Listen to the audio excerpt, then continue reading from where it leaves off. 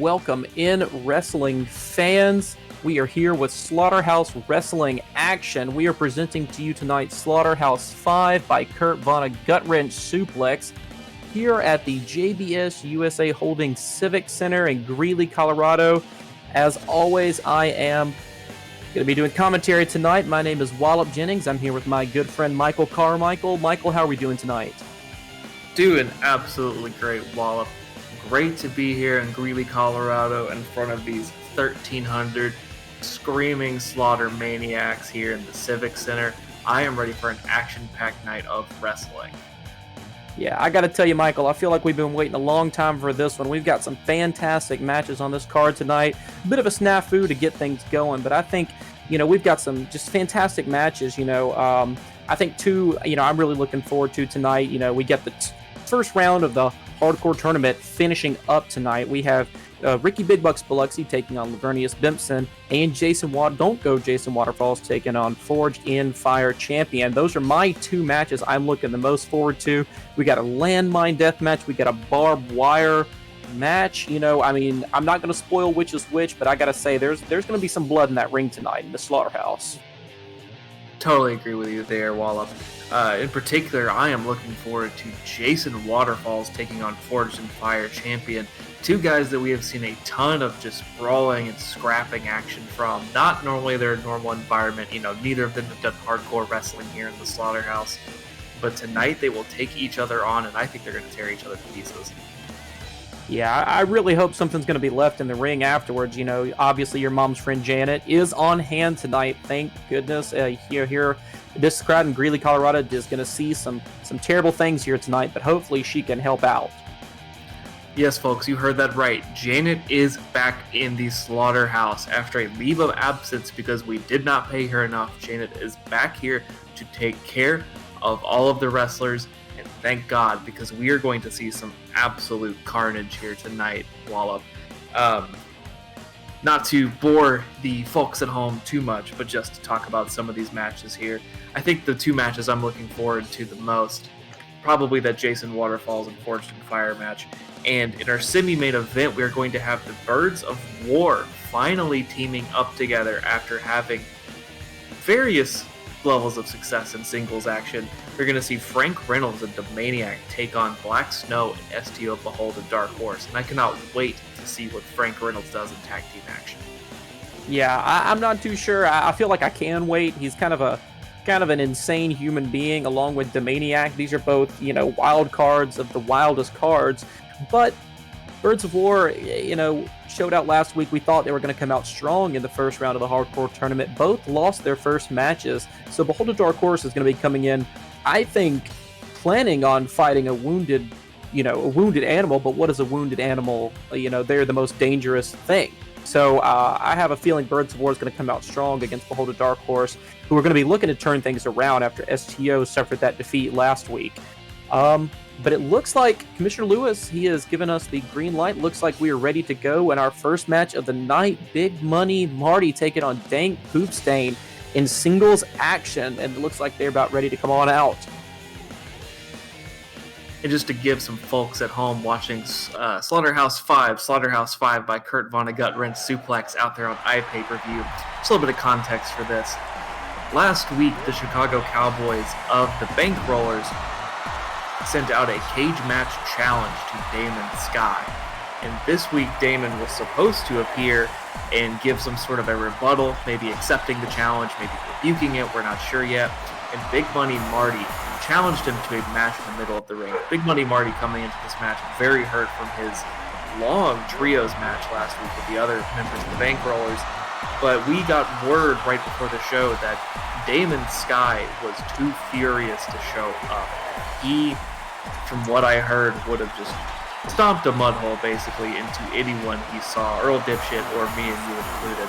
So I guess for the safety of everyone here, he decided to abstain, which is probably for the best.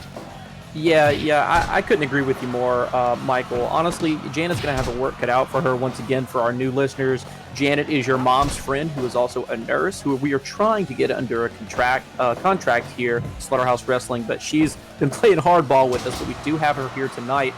Dank is kind of getting started on the right foot against Big Money Marty to get started here tonight. Oh, of course.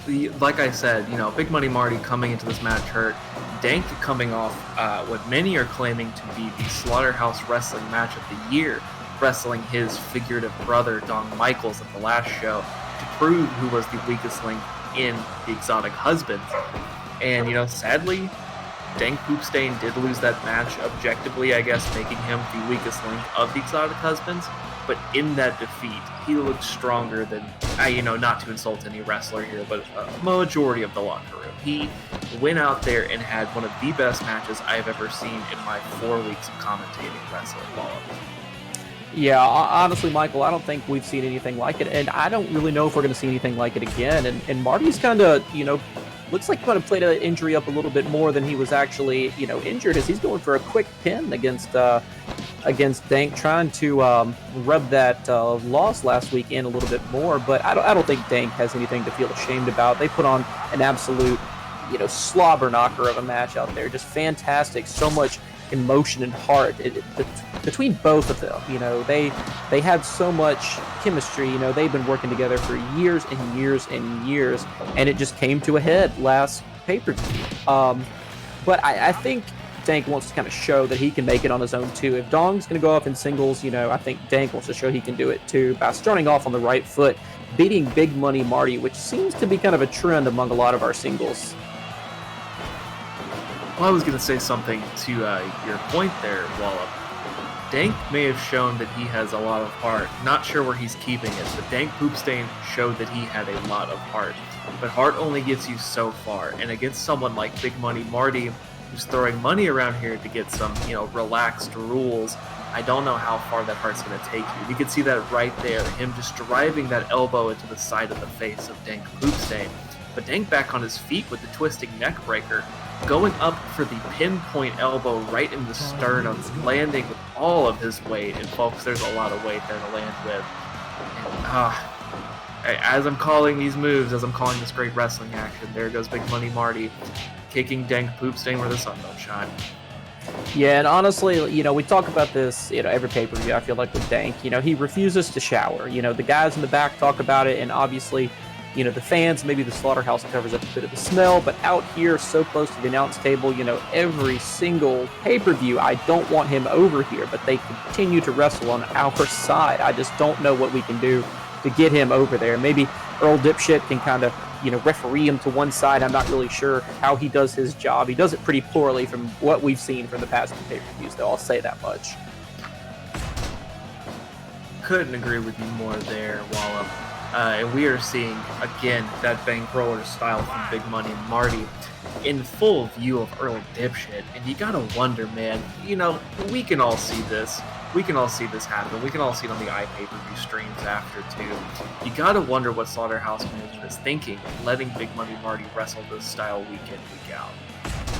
Well, yeah, if you're going to start talking about styles and what is allowed and what's not, he's in there with Dank, who's taking...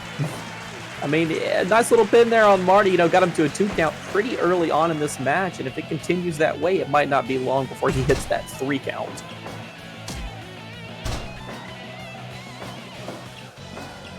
Big Money Marty there, getting Dank into a submissive position, driving that knee into the ground, and with the big headbutt and going back to that elbow in the face.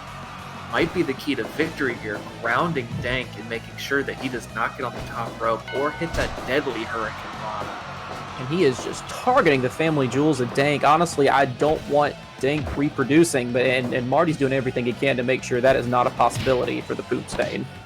Oh no, the 401k, the brass knuckles straight to the face. Earl Dipshit counting the disqualification, finally trying to get some order here, but not enough to stop Big Money Marty from getting that, and a big shoulder tackle, going right back to that submission. Yeah, Marty's going hard after that face, and Dank, he's doing everything he can to just lay the hurt down on him tonight. Big DDT and dropkick from Dank to Marty there. Dank's maybe pulling something together, trying to string together some offense here. Yeah, you got that right, and he's starting to turn it around on Marty, so Marty's going to have to kind of, figure out a way to power through this as Dank gets him down for the pin. And almost 3 count for that big slam, which we have seen him be successful with in the past. Marty dropping both of the knees across the chest. Don't know if I've seen that one from him before. That looks like it hurt. Just once again, just going right after the groin area of Dank Poop Stain. I mean, he's going to have to be feeling that sooner or later. I don't understand what he's, what dipshit's seeing there. The referee is just kind of letting him play out as he goes for the 401k again. And then the boot to the face as well. Yeah, maybe dipshit knows something about Dank's anatomy that we don't. Well, maybe, I don't know. I'm not going to say too much here. I don't want to get in trouble. Yeah, you better watch what you say. Commissioner Lewis, he doesn't pay attention to really too much what goes on in the ring. He hears afterwards, from everyone else talking to him. But, we certainly don't want to get ourselves barred from any pay-per-views. Obviously, this is my only paycheck I get for the entire year. So hopefully, you don't get us both in trouble tonight here, Michael. Gonna try my best not to. But speaking of trouble, Marty looks like he might be in trouble here with that big Hurricane Rana from Dank Poop Stain. Always just a treat seeing him pull that one out. 240, 250 pounds flying through the air like that. But Marty, I want to say that is the 7th low blow I've seen tonight, and that's not me just pulling a funny number out of my butt. I think that man has hit 7 low blows. I could not agree with you more, Michael. I really do think I've kind of lost count at this point. I mean, I don't know if Dank is keeping count. I mean, I'm sure he's keeping count of something, but, he's going to kind of turn this around. Look, he's going for the pin again. Only a 2 count. Marty getting some resiliency back, but God, that big shot pass just taking him down. It's something we've seen from Marty. He's very crafty, very smart, absolutely no stamina. Yeah, we've seen that from a few of the bankrollers, actually. They seem to have a problem with their stamina. As much as these guys talk about the big money gym, we're not seeing too many results of it. I mean, they've got the muscles, but it seems like they've skipped cardio every single day that they possibly could. I was going to say, with a pile driver like that, you might not need cardio, but Dank stringing together some offense, Marty dodging the big elbow, still getting an elbow in the face. And Dank trying to get these 1,300 fans here in Greeley, Colorado on his side should not be hard against somebody like Big Money Marty, though. And we're going to keep Dank grounded once again. Yeah, it's not too hard to see why the fans are be cheering for the Poop Stain out here. I mean, the bankrollers have done nothing but cheat and pay their way to get everything that they've gotten in Slaughterhouse Wrestling, which, once again, once we look back, has not been too much. No. It's been basically nothing. The Chicago Cowboy almost won the first tournament. Marty and Ricky got a win because they bought Black Snow's help to help them win.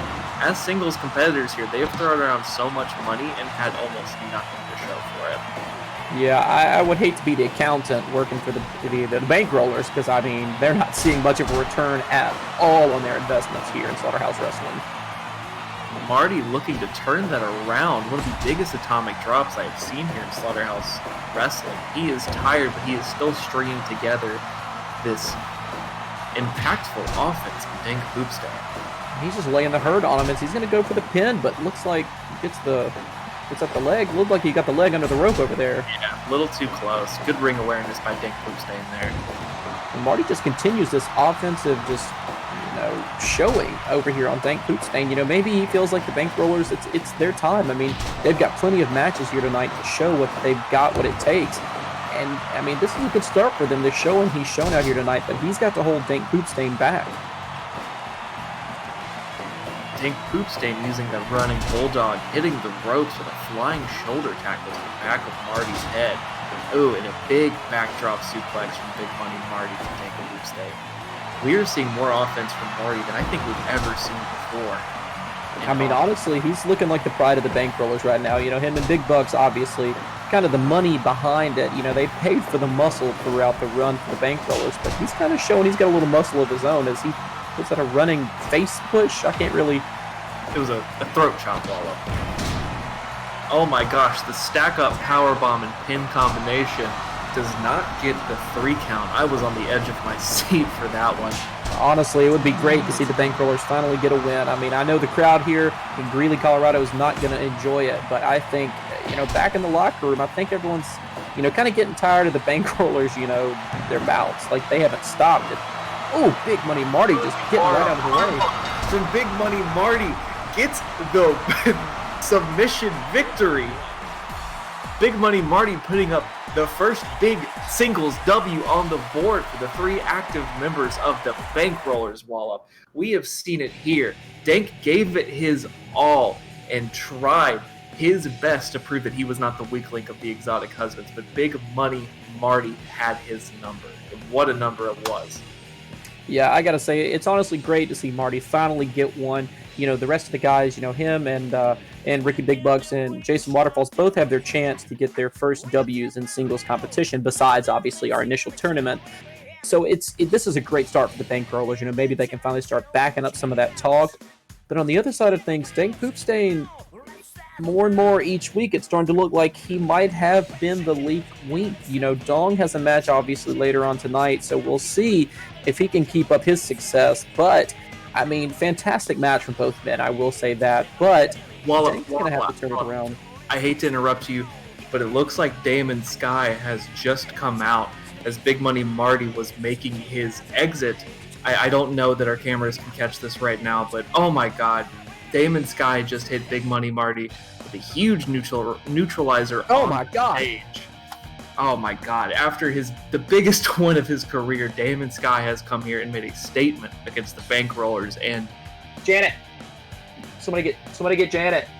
Damon, while you were calling for Janet, Damon Sky just came over and handed me a sheet of paper and walked off. I think he wants me to read it. I'm gonna go ahead and read it now. These are Damon Sky's words, presumably about the Chicago Cowboys cage match challenge. I am actually way too pissed and focused to speak, so I wrote this promo here so you can read it out loud here at Slaughterhouse-Five, Slaughterhouse-Five by Kurt Vonnegutwrenchsuplex. I've been ripping and tearing through every fucking member of the Bankrollers that I have faced. Guess money can't buy skills, huh? And I thought I was done with him, but I forgot about the Chicago Cowboy. He is the one who got destroyed by that thing known as Walnut in a matter of minutes both times he faced him. Yes, I lost to Walnut as well, but at least I put up a fucking fight. And now he wants to come back and challenge me to a cage match so that in your eyes you can make a comeback at my expense? Well, Cowboy, I have something to say about that. I've been in such a focused mood ever since my loss to Walnut. My focus is on getting a rematch with him or whoever the champion will be. Good luck, Jabroni, by the way. You're gonna need it. But as for you, Cowboy, if I beat you, the business between me and the Bankrollers is officially done, and I will focus on my next victim. Cowboy, I hope you know what you've gotten yourself into, and I can't wait to rip you apart in that cage. Damon, out. Wow. Folks, those were Damon Sky's words. It sounds like he has officially accepted the cage match challenge from the Chicago Cowboy. Wallop, I am stunned at these events. I don't even know what to say. I'm just glad we weren't on the receiving end of it, because he came over here about as angry as I've seen that man look since he's entered Slaughterhouse Wrestling, and he has been one of the top competitors, obviously losing to Walnut at our last pay-per-view, but still one of the strongest men we have in the locker room here in Slaughterhouse Wrestling. But I just worry for the Chicago Cowboy that, they were having a nice moment there celebrating the victory, and I'm surprised Cowboy didn't run out himself. Maybe he's not here tonight. Maybe he's training at Big Bucks at the Bankrollers Big Money Gym, but, he's got to be feeling, pretty steamed right now if I was him.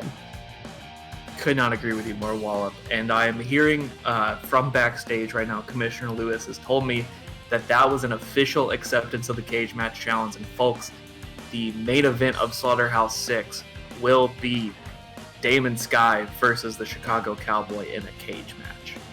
And wow, what a match that is going to be. Slaughterhouse Wrestling's first ever cage match, the final chapter in the saga between Damon Sky and the Bankrollers. Both men looking for redemption, both men looking for that huge win. And I've said that so many times, I just cannot wait to see that match. Yeah, it's going to be interesting. Once those two men get in the cage, there's a lot of aggression on both sides. It's going to have to be let out. And honestly, I don't know if I'm going to be here for it. Obviously, I get an email to let me know when I need to show up, and I come here and I talk about wrestlers. But God, I hope if I'm not here, I'm going to be in the crowd watching. I'll tell you that much, Michael. And speaking of watching a wrestling match, we have 9 more matches to get to here at Slaughterhouse-Five, Slaughterhouse-Five by Kurt Vonnegutwrenchsuplex. And this next one has, tensions have boiled over between Supreme and the Gay Space Cowboys. Supreme knocking out Forged in Fire champion last week to retain their titles, and Big Daddy D of GSC is here to get some modicum of revenge for his fallen teammate. This will be Big Daddy's first ever singles match, and Wallop, it's going to be good. It's going to be great.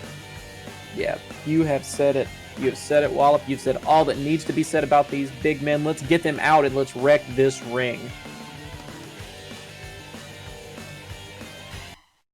Honestly, I hope Big Daddy D just knows he can't be tagging in Forged in Fire every 5 seconds tonight in the match. I mean, it's going to be really weird for him. Yeah, we haven't seen either of the GSC members in singles action here in Slaughterhouse Wrestling, and tonight they are both going to be in action. Forged in Fire Wrestling, Don't Go Jason Waterfalls a little later tonight. It's going to be a change for both of them. You know, they have been training together for years. We've seen their acumen as a tag team and their success as a tag team and a series of matches with the Exotic Husbands, but it's a completely different ballgame now. You know, they both need to be focused. Yeah, you've got that right, honestly. And you know, Victor himself seems to be climbing a lot of the rankings. You know, he's been looking pretty strong out there week to week to week, and I think a victory against Big Daddy D will help catapult him up that rankings list. Oh, of course, and if I am remembering correctly, Victor Hill is ranked number 2?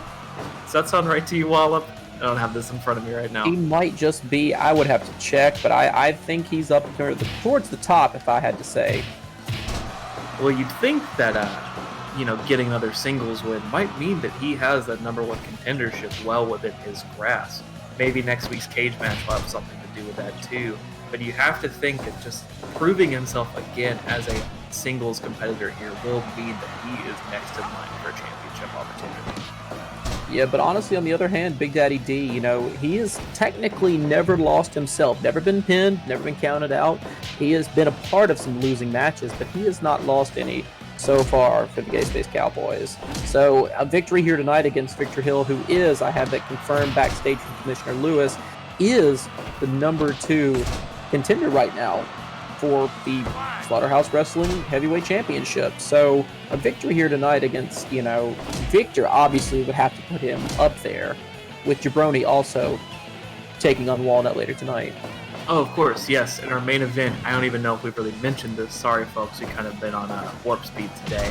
We're going to have Jabroni of the Birds of War, fresh off of a 3 singles win streak, taking on Walnut for the Slaughterhouse Wrestling Championship. And, you know, if anyone's going to crack the nut, I think it might be Jabroni tonight. Yeah, I think we all had pretty high hopes for Damon Sky when he had his chance, and he put on one of the closest matches we've seen. But speaking of matches, I don't want to get too far away from the action we see in the ring here tonight, as Victor Hill is kind of, you know, showing Big Daddy D he doesn't need anybody else in his corner to kind of lay the beat down on somebody. Victor Hill using a little more submission wrestling than we're used to seeing, and I say that as he is doing an Emerald Flosion type variant on Big Daddy D. This is the most in danger I think we've ever seen Big Daddy in a Slaughterhouse ring. Yeah, especially so early on, and Victor Hill has just started and has just not let up since this match has begun. You know, I mean, honestly, Victor's, you know, proven why he's the 2nd ranked wrestler here in Slaughterhouse Wrestling, as far as singles competition, that is. But Big Daddy knows of his own, taking Victor off his feet with a punch to the gut, just trying to get some sort of sign of life here. You saw that, right, Michael? He went to that corner. He was looking for Forged in Fire. He was looking for him. He is so used to that style of wrestling that is just his go-to, his bread and butter. Yeah, hopefully we don't find out that Forged in Fire was the brains behind the operation, and Big Daddy D can kind of, you know, stand up for himself when he only has that muscle to fall back on. Because he looks like he's going to start using it. Well, speaking of the brains, you know, Forged in Fire was dropped on his head last week by a member of Supreme. I don't have the proper notes in front of me, so I don't know which one, but Big Daddy D is out here for revenge. This isn't just about wrestling to him. This isn't just about getting his name on that top 5 list, which obviously is important to him. It's important to everybody here. but this is about avenging his friend, his best friend in wrestling, and just trying to make a statement. You can't do that to my friend. Yeah, I mean, we talked plenty about the rankings. We talked plenty about, like, who these guys are and you know, the titles and everything like that. But this goes deeper than that. You know, he's here because his brother, you know, a guy that he's wrestled with for a long time, you know, he's here to revenge him, as Victor will just throw him right there in front of you. Michael, did he look okay when he hit the ground? I mean, it sounded pretty rough. That was directly on his head and neck, Wallop. I don't know if you heard me exclaim there. I was worried about his safety. And it looks like Victor is going to be targeting that head and neck as much as possible, again with the Emerald Flosion, trying to get him down and maybe prime him for some of those submission moves that we've been seeing him employ this match. And, you know, honestly, we talk a lot about the different, you know, factions here in Slaughterhouse Wrestling, but Supreme cannot be looked over as arguably one of the strongest we have here. You know, we talk a lot about, you know, we talk a lot about Walnut, we talk a lot about, you know, the Exotic Husbands and the Gay Space Cowboys and everything, but Supreme, I don't know, to me, they could be the strongest faction of all. Well, I don't even think that's an argument. I think it's inarguable that they are the most dominant faction. They're I hate to say it, the most supreme faction here in Slaughterhouse Wrestling. Defending the tag titles 3 times successfully, winning that tournament, Victor Hill being ranked second in singles competition. The Exotic Husbands are great, Dong is a great wrestler, and Walnut is the champion, but as a 3-man unit, Supreme is Supreme. But strolling with Big Daddy from Big Daddy D, making a comeback here in this match, trying to just show some sign of life, ducking that big right hand from Vic. I think we might see Big Daddy come back here. Yeah, you say that right as Victor gets him in a very interesting leg lock right there.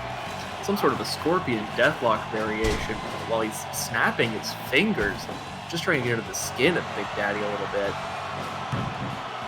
His skin is feeling all of it right now. That damage is just, I mean, he's just laying the hurt down on him. Is it flying big boot? Oh, but Big Daddy with the belly to belly. God, we haven't mentioned this. The strength of both of these two wrestlers. You know, we've known for a while Big Daddy was the muscle of Gay Space Cowboys. And Victor Hill's strength is, you know, Big Daddy is 270 pounds of all muscle. Getting him up in a gorilla press slam position is not an easy feat, Wallop.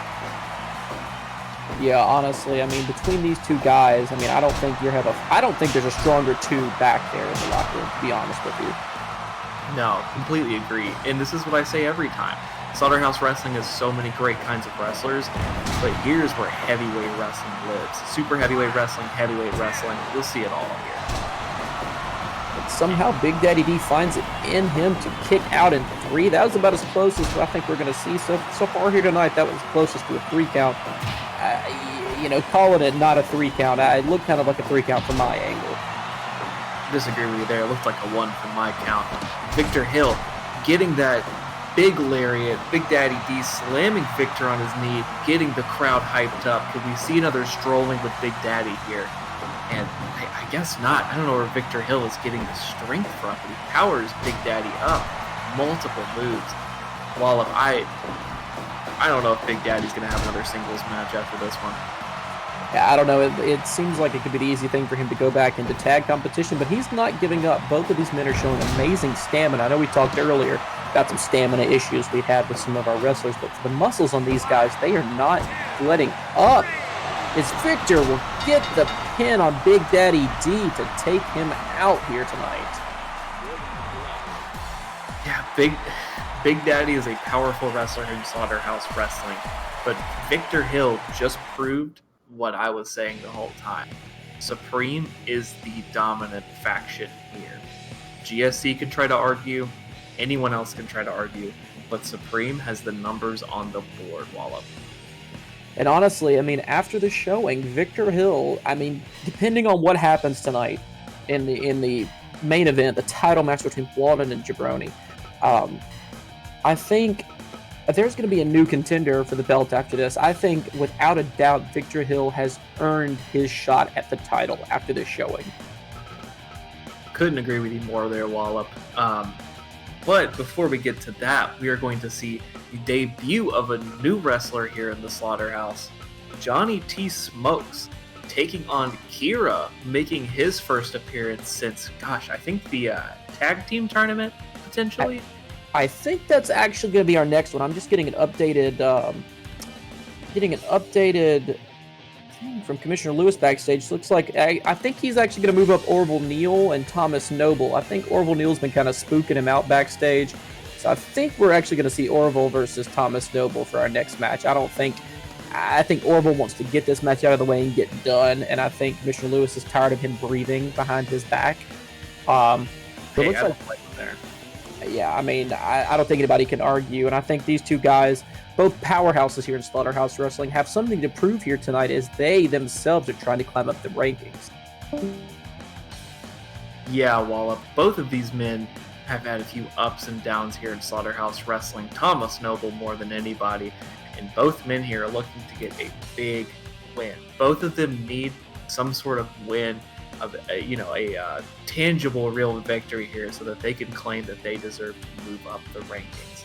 And this is going to be a styles clash. Thomas Noble with that UFC background, that Heisman, winning those Heismans, his college football background, Orville Neal just being a spooky motherfucker from God knows where.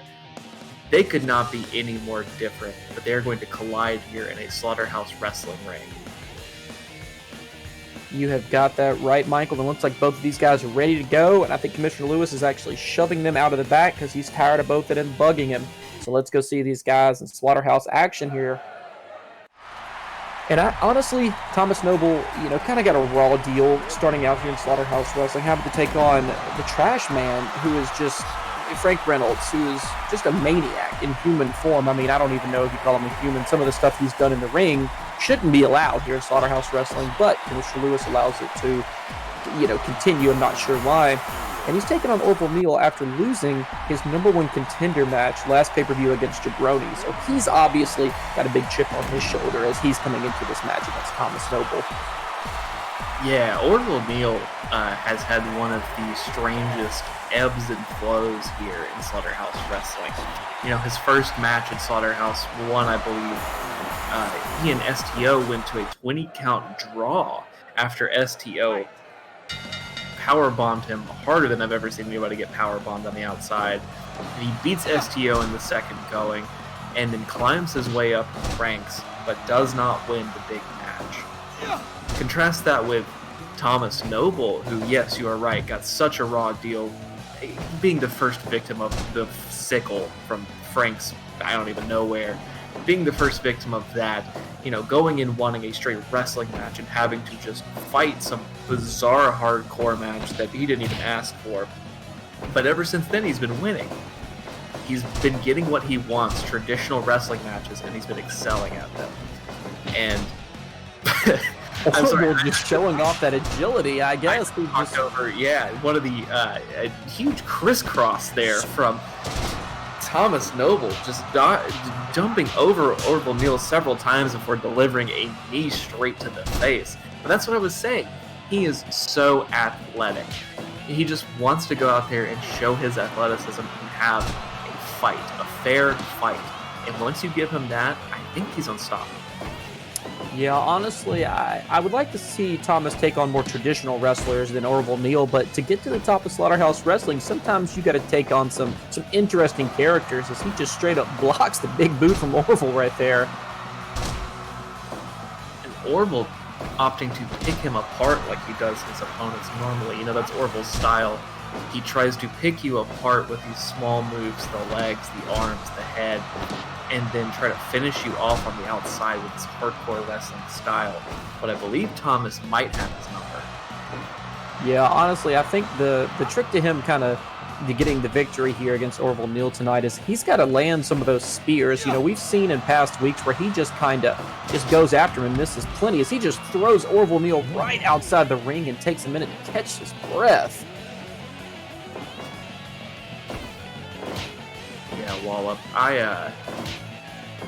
sort of a strange strategy there. Thomas sending Orville to the outside. I think Thomas would want to keep this in the ring as much as possible, but maybe that was just a little bit of showboating, something we don't normally see from Thomas Noble too much. Just something like, hey, I'll beat you anywhere. I don't care. Yeah, it's a little bit out of character, but honestly, maybe he's kind of learned his lesson with some of these last few matches. Obviously taking on the Trash Man, 2 pay-per-views in a row, and then getting to take on Nightmare and showing, Slaughterhouse Wrestling. He means business when he steps into that ring. But he's looking like he's ready to lay the hurt down on somebody, but Orville gets lucky with that rope break. And Thomas working the legs, getting that knee bar and the reverse knee bar. Beautiful butterfly suplex there. Just trying to keep Orville as grounded as he can. I gotta say, it's a pretty smart strategy. Yeah, but with someone like Orville, he can turn this match around in an instant. Both of these guys just putting on a show. We saw it there with that Kurt Vonnegut-Wrench suplex from Orville Neal to Thomas Noble. Orville trying to take advantage. Again, drop down, crossover, both men running into each other. Orville trying to go for it again. Oh, big boot right to the gut. That is what he's been looking for that whole time. Just psyching Thomas Noble out every time he shoots him on the ropes.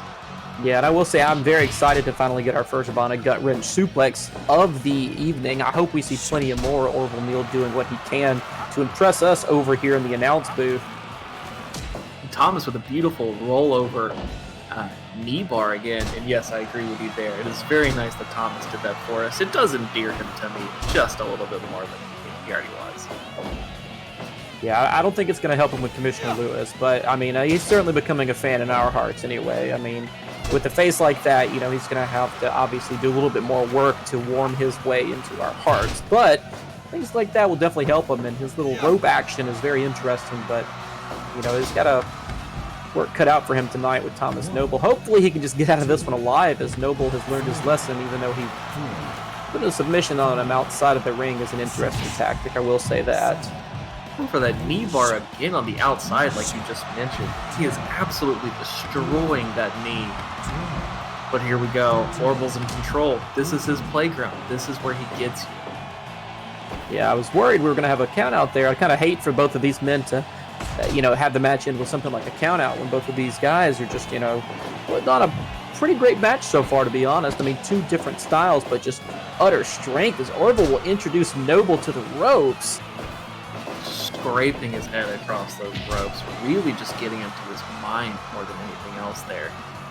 Big flying lariat from Thomas Noble on Orville Neal. Oh my god, huge Uranagi there, twisting him over, landing right on his neck. Wallop, I thought that was it. Yeah, I was kind of worried myself, honestly. Orville, has been taking a good bit of a beat down from Noble, but it's not going to take much to get the pin here, as Noble goes head first into the corner. Oh my goodness, Michael. The gyrations, the hip thrusts, God, his head bouncing off the corner, and Orville just mocking him by humping the air. I try to be as unbiased as I can, but I gotta root for Thomas here. This is just insulting. Yeah, and Orville's trying to, hit him where it hurts, honestly. Big jackhammer suplex on Orville Neal almost secures the victory for Thomas Noble. These 2 beasts are absolutely going at it. Yeah, both of these guys, I don't know what it's going to take to get that 3 count, but this might do it here. The backslide almost successful. Not a move you see in too many matches here in the Slaughterhouse, but a very deadly one when it works. Honestly, it's going to be one big move that's going to end it. Noble, if he hits that spear on Orville Neal, I feel like that could end it, but... Pump handle slam there. These 2 men just throwing bombs at each other, and a spear wallop. A spear. Back on his feet. Does not spend any time on the ground, and hitting, again, one of those Kurt Vonnegut-Wrench suplexes right on Thomas Noble. These 2 men showing their strength, their power, their stamina here in this match. Orville decides to change up the rules as they just trade punches back and forth and just introduces Noble a boot to his head that is obviously, as we've seen tonight, already been injured enough as it is. Getting him up for that gorilla press slam, going over the side this time, for just a different pinpoint of damage. And again, that butterfly suplex. He's bombs being thrown by Thomas Noble onto Orville Neal. He has got to be hurting. And I mean, it's just power move after power move from both of these guys. Another jackknife into a pin on Orville. Almost hit, but again, the Uranagi going for a third one. These two men trading their biggest slams back and forth. Oh, and meeting the UFC champion right in the middle of the ring. Strikes to the face. Sister Abigail for good measure. Could this be it? I got the rope. Did not even kick out. He is too tired to even kick out of that move, Wallop. And they're both going for these pins really close to the ropes. I feel like if either of these had been in the center of the ring, they might have had a chance at the victory here. Thomas missing the spear. Orville taking advantage with a top rope flying senton. Again, a little too close to the ropes. Neither men showing good ring awareness here, but both of them showing great wrestling ability. Yeah, you've got that right, and I feel like Noble he's getting ready to close this one out. I feel like it's going to be Noble's here tonight. Oh, Noble setting up for that spear. Orville moving out of the way, creating some separation here, much needed. Going for his own sort of sling blade there, almost. Yeah, honestly, I feel like we should start keeping count on how many of the spears have hit versus missed. I feel like we're like 4, maybe 5 for 20 at this point. It's a deadly move when it hits. I don't blame him for going for it so much. But was that a tilt-a-whirl slam from Thomas Noble? Spear on Orville Neal. Gets up like it's nothing, Michael. Like it's nothing. And Orville with those jumping headbutts. You know, Thomas flew into the corner earlier, injuring his head. He has had so many punches to the head, those ropes to the head. It's all got to be building up. Well, both of these guys, I don't know what's going to keep them down. I mean, they're getting right back up as soon as these, huge moves that would take any of us, any guy in that locker room out. They're just getting right back up like it was nothing. I don't know what it's going to take for someone to get the victory here tonight. I do want to remind the folks at home that there are no time limits in Slaughterhouse Wrestling. This match will go for as long as it needs to. We will see one of these two men eventually win this match. Yeah, and we're getting up there right now. This might go into a pin. If it goes into a pin, he might have a good chance. And Noble gets the 3 count on Orville Neal heel tonight. Orville just taking another brutal loss to fall down the rankings just a little bit more. Yeah, that's gotta hurt, Wallop. Orville had all the promise in the world going into this match, but Thomas Noble pulling out the biggest victory of his career so far here at Slaughterhouse-Five. God, what a match that was. I am so glad that we were front row for that one, Wallop. Yeah, that was a good one to be a part of. Both guys just unrelenting in their offense, just power move after power move after power move after power move, and just wondering what is it going to take for either of these guys to close it out. And we finally see Noble's strength when he's fighting someone who abides by the rules of Slaughterhouse Wrestling. Yeah, Wallop. It's what he's been wanting this whole time. He's been wanting to show off that UFC background, that background that got him all those championship accolades in college football, and I think he's finally on his way to showing the Slaughterhouse universe exactly who Thomas Noble is. But speaking of being introduced to people, I kind of jumped the gun on this one earlier, but folks, we have a debut wrestler in this match, Johnny T. Smokes, finally debuting in Slaughterhouse Wrestling. We've seen a couple of his mysterious vignettes, him smoking cigarettes, hanging out back alleys, and he is finally going to be here in a ring, taking on Josh Ho, here, as it were. His return to Slaughterhouse Wrestling, I believe he has not been on any of the numbered shows so far, but folks, if you've seen Josh Ho, he is a Slaughterhouse original, and I, for one, am glad to have him back in the Slaughterhouse ring. Yeah, I couldn't agree with you more, Mike. When it looks like these guys don't want to put it off any longer, they want to get out here and show Slaughterhouse what they've got, and it looks like they're about ready to come on out. And I do agree. It's great to see Kira come back into the Slaughterhouse Wrestling. We hate when guys end up signing contracts, going out to new promotions. We wish them all the best in the world, but honestly, there's nothing better than wrestling in front of these fans here at the JBS USA Holdings Civic Center. All 1,300 of them on their feet for the returns of Kira here tonight.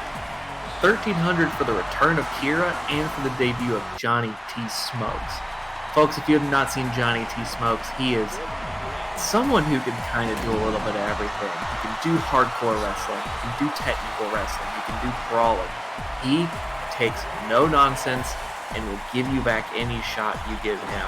I've seen a little bit of his indie work here and there. He is someone who I've encountered in locker rooms across the U.S., and he is someone that I am glad to finally have here at Slaughterhouse Wrestling. Yeah, I couldn't agree with you more, Michael. And honestly, it's overdue for him. Obviously we've seen him, and you've seen him in smaller promotions. I mean, obviously you've been doing this for 4 weeks now, so it's been the last 3 weeks. And finally he's debuting here tonight. But this guy, an orphan in New York City who's fought his way to the top. He was a street fighter for cash.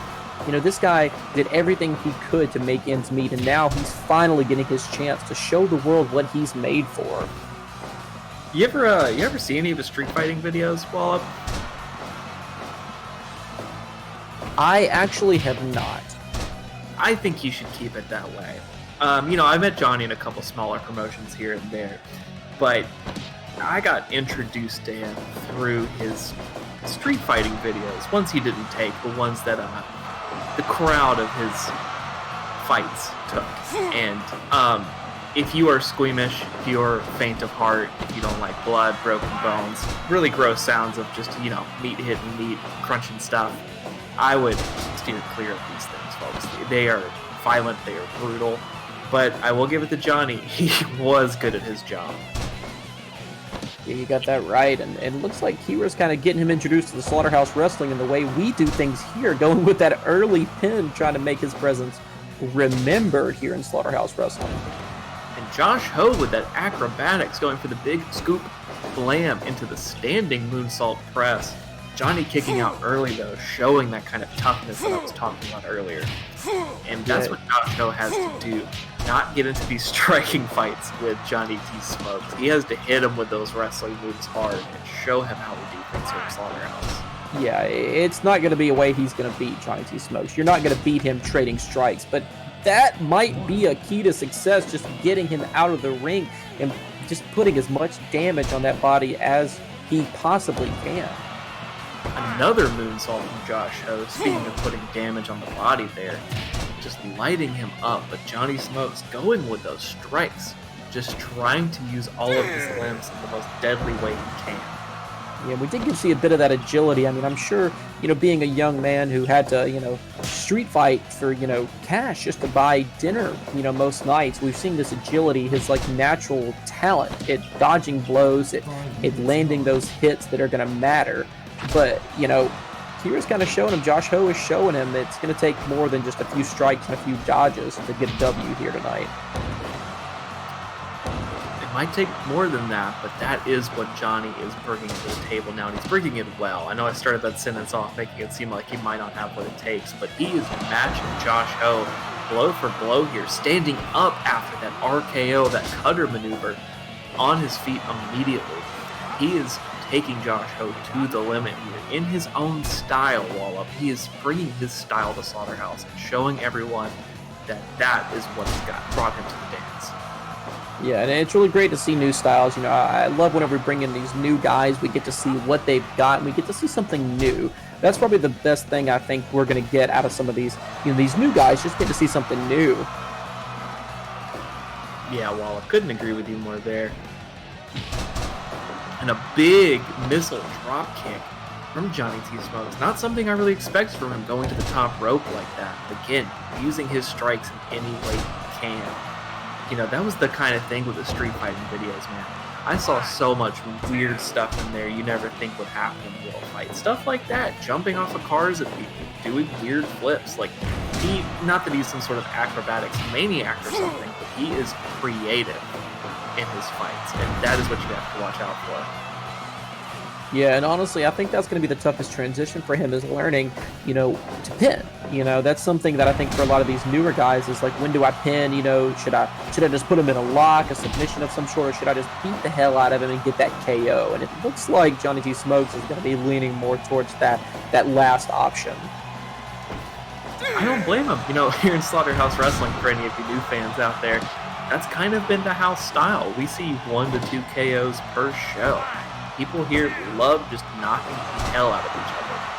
But right there, you were making fun of, well, not making fun of, but maybe suggesting that Johnny should pin a little more. He had Josh Ho down for almost a 3 count. And Josh Ho once again introducing Johnny T. Smokes to the whole ring. He's got to see, 2 different sides out of the 4 on the ground. Because he'll just throw a combination of kicks at him to show him he can strike. Whoa! Oh my God, huge crane kick there from Josh Ho. Taking Johnny T. Smokes' style back at him. Honestly, Michael, I don't know how this match is going to last longer than 12 minutes. Both of these guys are just throwing everything they've got in the tank at each other. They want this match to end. It looks like both might be going for some, just as most damage as possible so they can get it done. Yeah, and I don't blame them. That's how that's Johnny's style, but that may also be what you have to match to take him down. I think Josh knows that. And right here, Josh Ho going for the brainbuster again, turning it into just a normal suplex, a different plan of attack there. God, Johnny shot off. Again. What a move! Huge plancha from Josh Ho there, taking Johnny T. Smokes back down. Johnny going for that chair unsuccessfully. We'll see if that comes back into play later. Yeah, honestly, I feel like he's going to start fitting in right at home if he just starts going for these chairs. That is obviously a very popular, tool to use in Slaughterhouse Wrestling.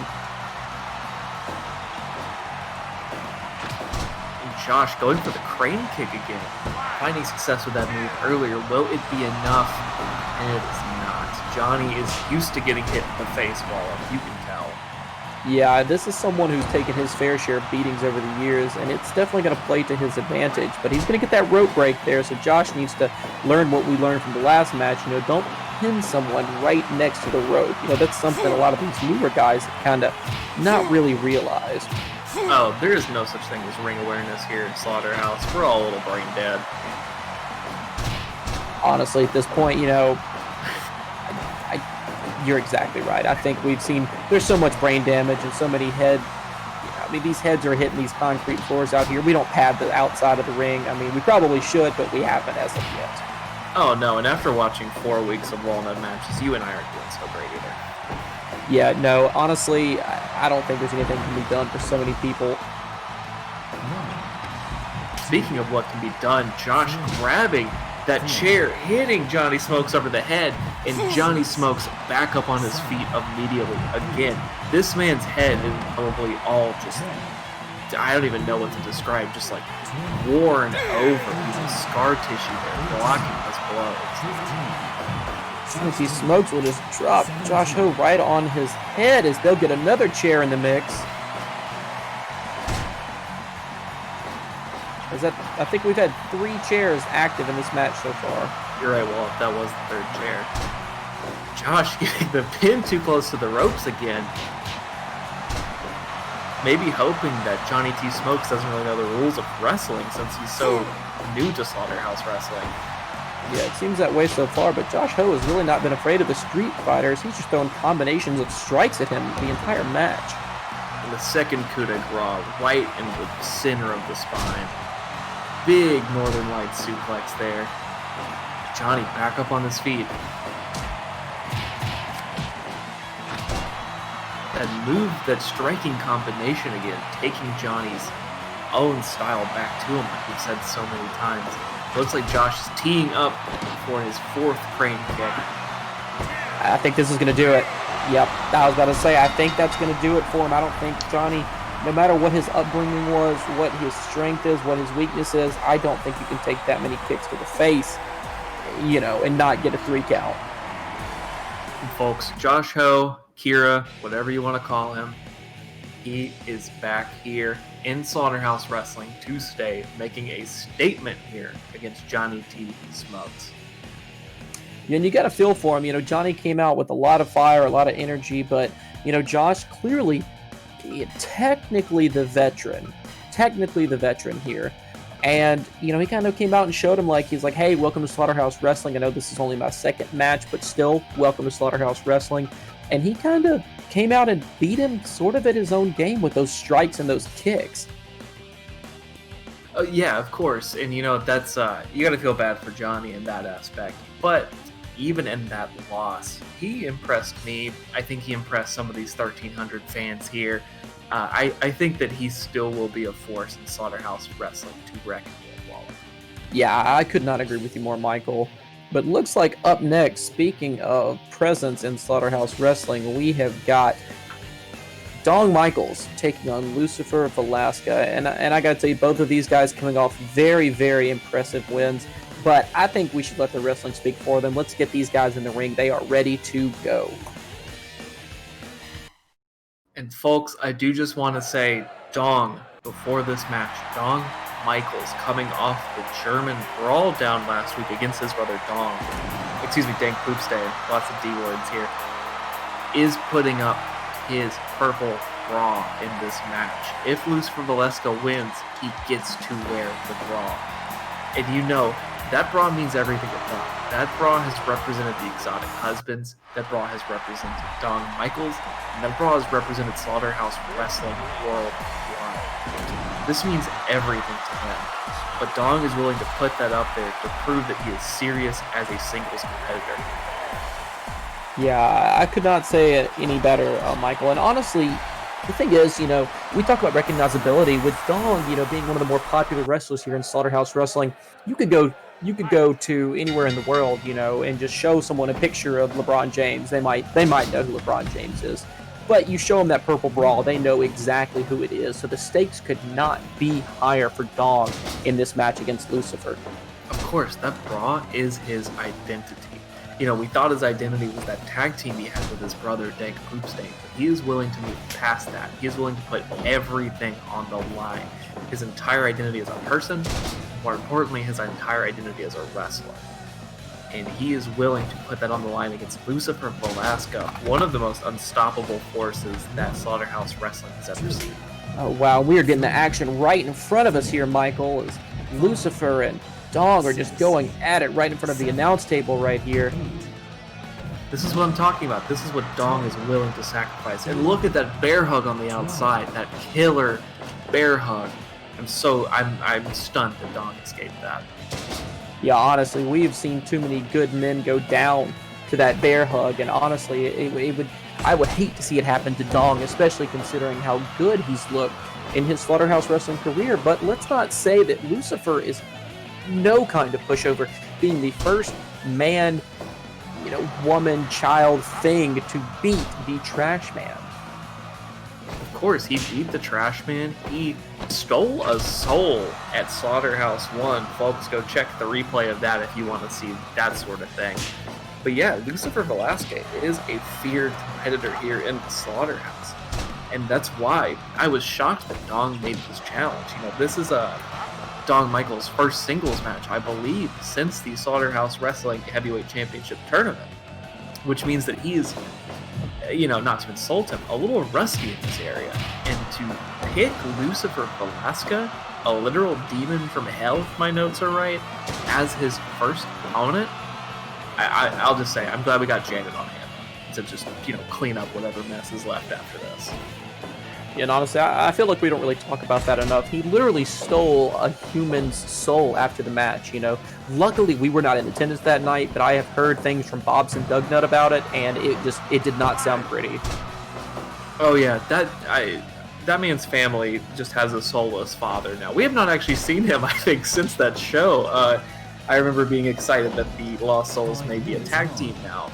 Slaughterhouse Wrestling needs a few more tag teams here and there, in my opinion, but I was excited to see it, but no, that man's soul is gone. He lost the will to wrestle, and that is extreme punishment, in my opinion, for losing a wrestling match. But luckily, no souls are on the line here, unless you count that bra as Dong Michaels' soul, which, there's actually a case to be made there. Yeah, Michael, I guess we could say it's his metaphorical soul, his wrestling soul, and I know he doesn't want to lose it, but he's got to kind of turn this match around, and that's a good way to start getting the reversal and then that elbow drop on Lucifer here, but Lucifer is kind of laying the hurt down on him right now. Old school from Lucifer Velasca going up top. with that slap to the face after. And Dong luckily kicks out. And you're right, that we've kind of been talking over this, trying to explain the backstory of this match a little bit.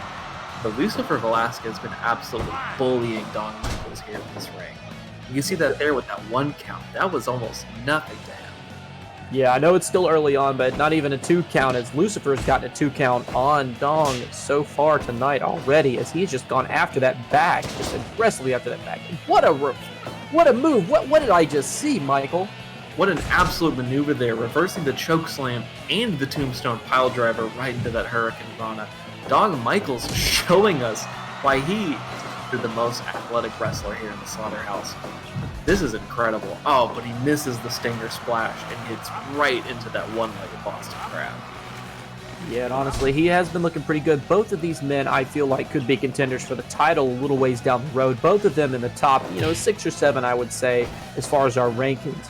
But after that great match with Dank Boopstang last pay-per-view, Dong, definitely needs to build off that momentum.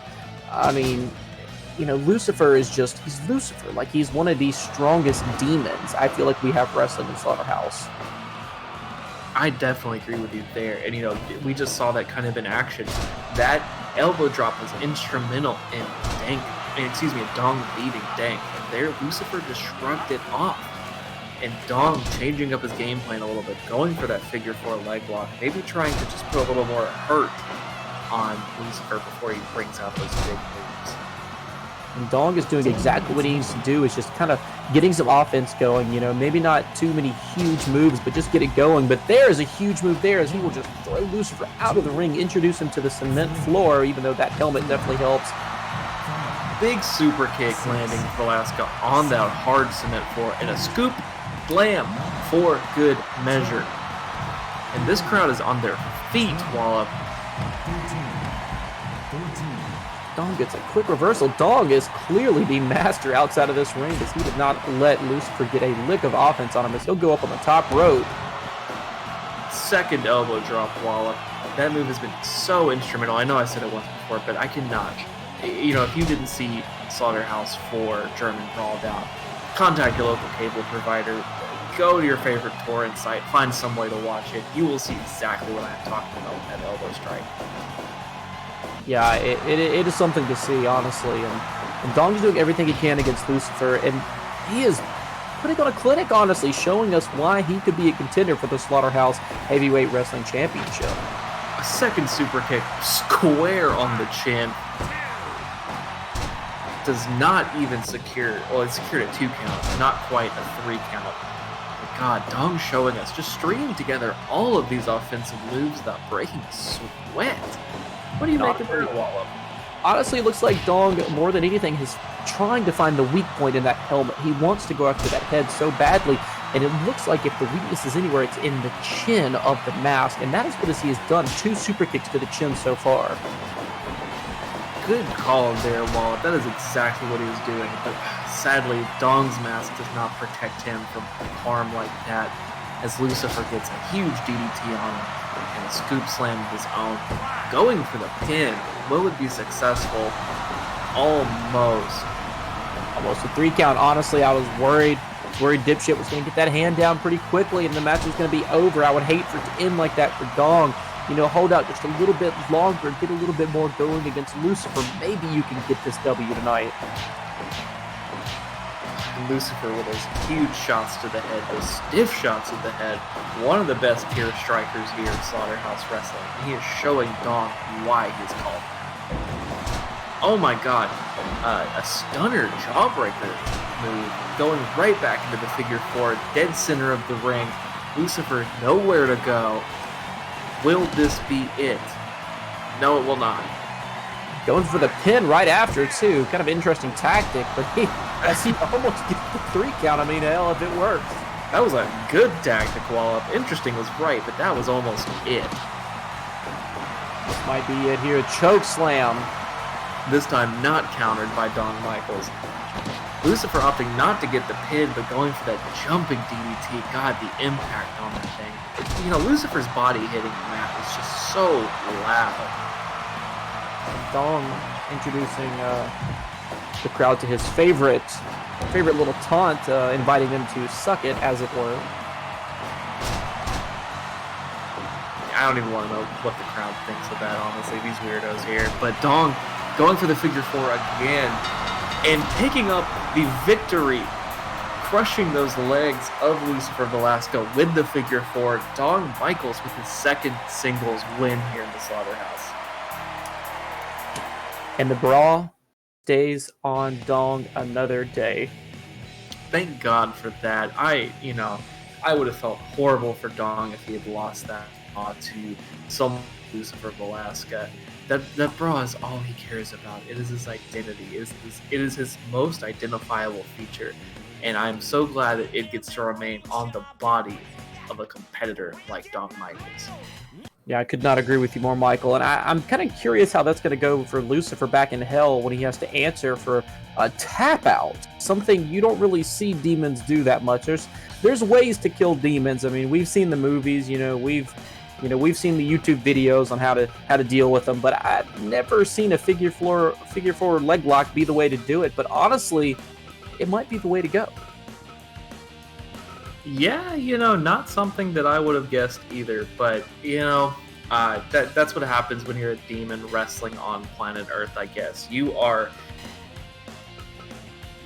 can fall prey to those sort of earthly challenges like that. And, God bless him, or Satan bless him, I guess. He tried, but Dong Michaels has proven that he is a viable singles competitor here in the Slaughterhouse. Yeah, you've got that right.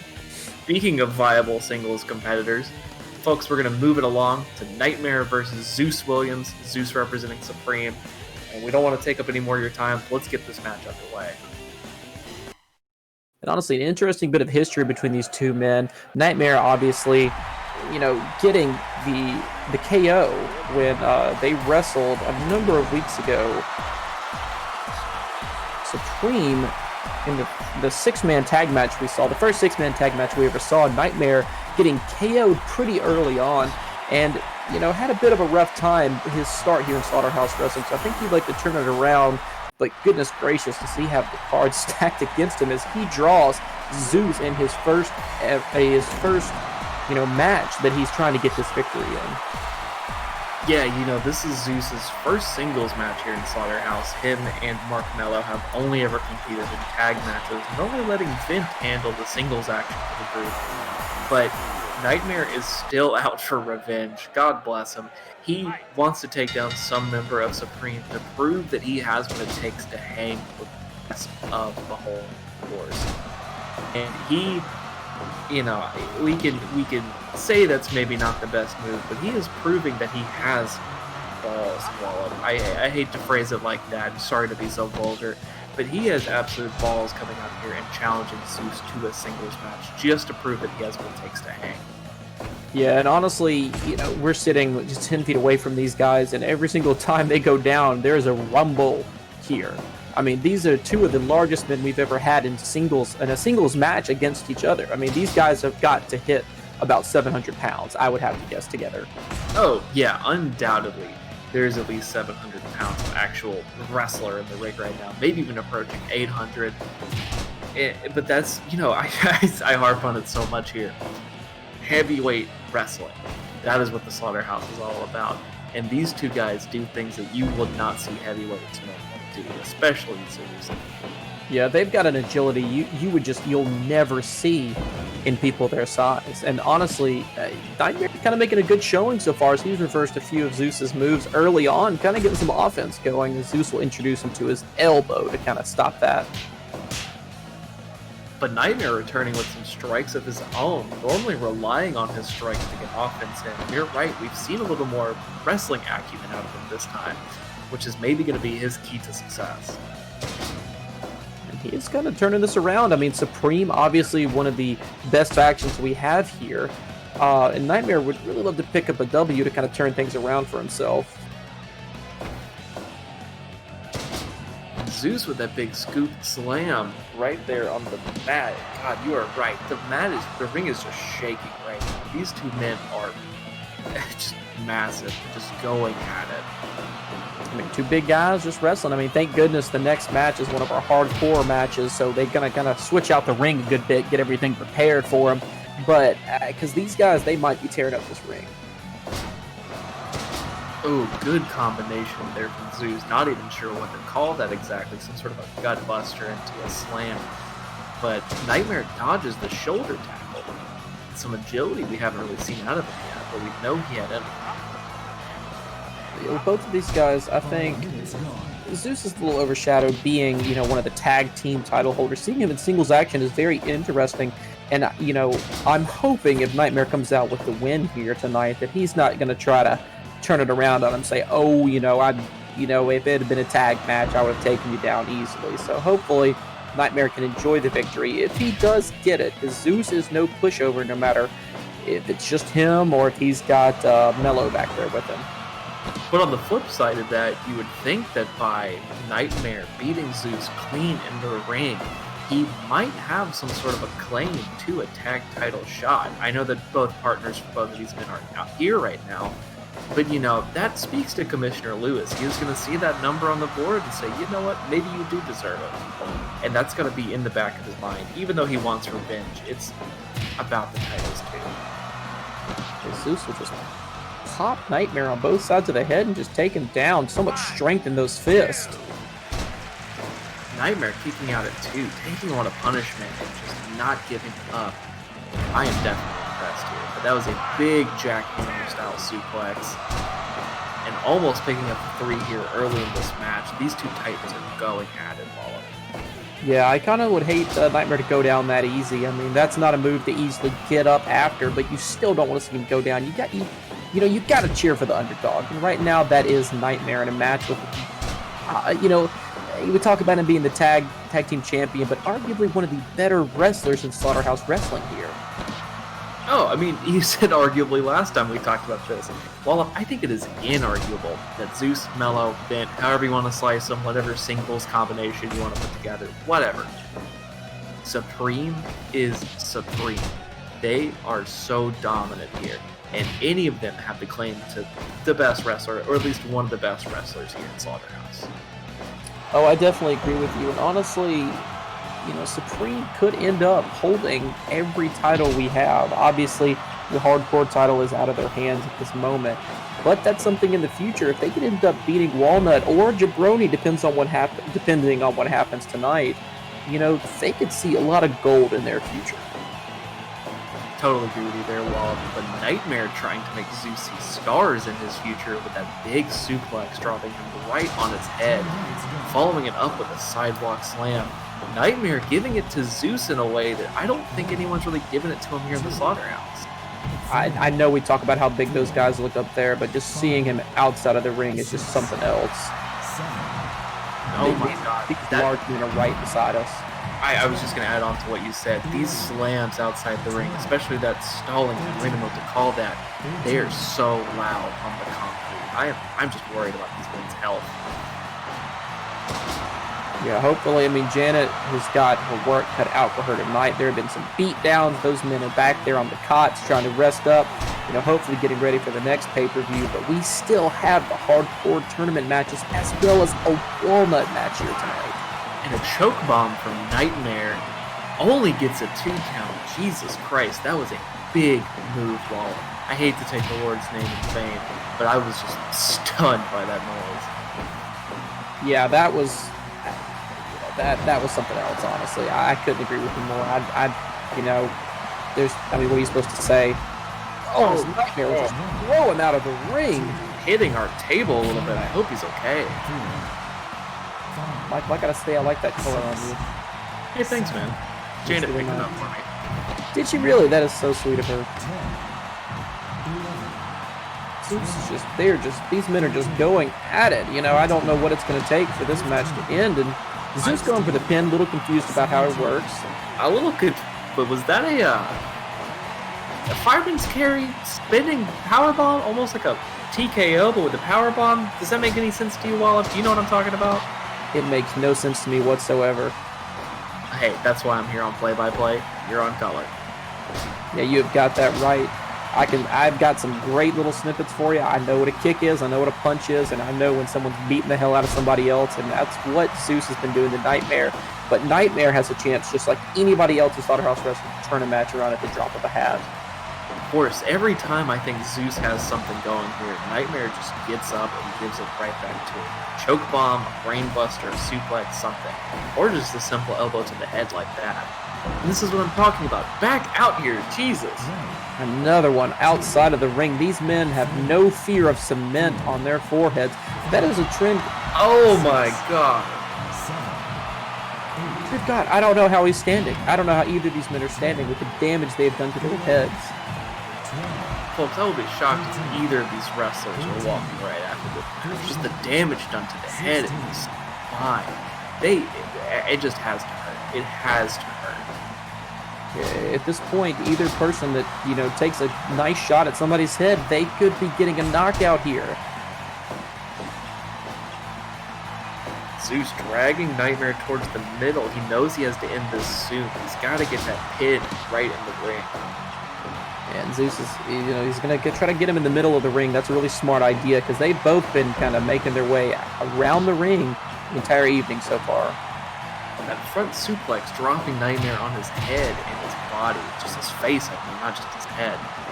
His clubbing blows. Good God. And there it is, that power bomb again. In the corner, though, Nightmare gets the rope break. And what are we going to see here?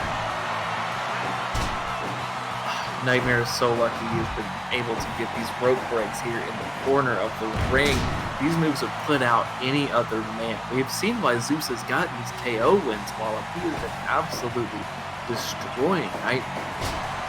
Yeah, Supreme, we cannot talk about enough about how much of a force Supreme is in Slaughterhouse Wrestling. And Nightmare's going to get that rope break pretty easy. I mean, they're fighting a little bit too close to the ropes. They're so fond of throwing each other out of the ring.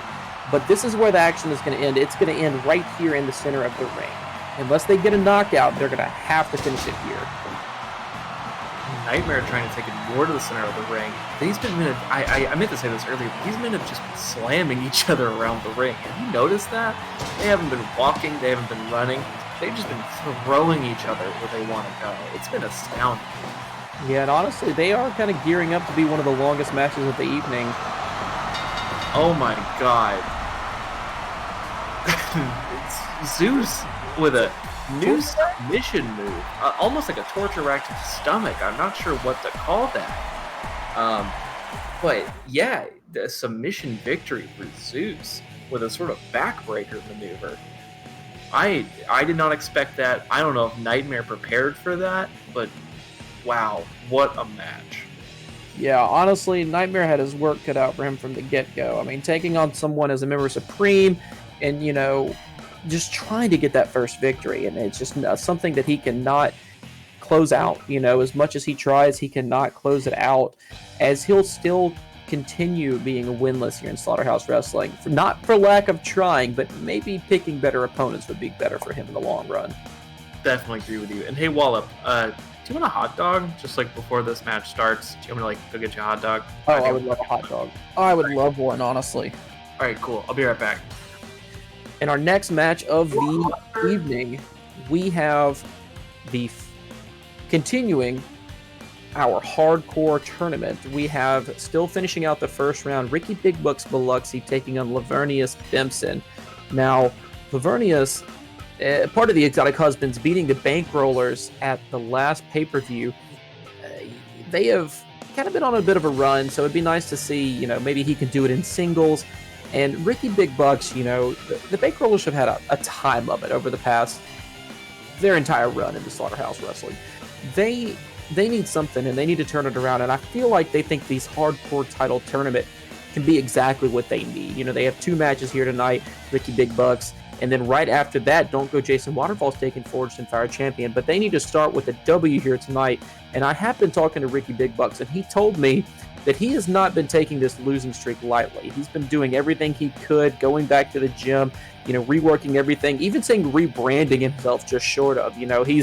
he's got the checks, he's got the cash. He can cash it in whenever he wants to. So he's been buying new gear, doing whatever he can to try to get a little bit of an advantage over his opponents. And it does look like both of our guys are ready to go back there. So let's bring them on out for this continuing first round action of the hardcore inaugural Slaughterhouse Wrestling Hardcore Championship. And Wallop, I'm back. Here's your hot dog. I tried to yell at you and ask if you wanted mustard, but I don't think you heard me over all of the commotion in the ring. Oh, I'll be fine without it. Well, I got you mustard, so. Ricky Big Buck's sporting a new look out there tonight, looks like. I know that I talked to him before the match, and he said that he's tired of what's going on, tired of the disrespect the Bankrollers have gotten him, so he's going to do everything he can, to kind of turn it around for him. And he said if it takes rebranding, if it takes, reworking. I know he's been working with the new coach and everything, but Lavernius Bempson, he's going to kind of come out here and introduce him and say, Ricky Big Bucks, you're going to lose again. The Bankrollers are going to continue this losing streak, and I'm going to make sure of it. Yeah, and Lavernius and Ricky, if my notes are correct, met last week in a trios match. They have a little bit of a taste of each other so far. You don't get much wrestling time in when there's 6 people in the ring.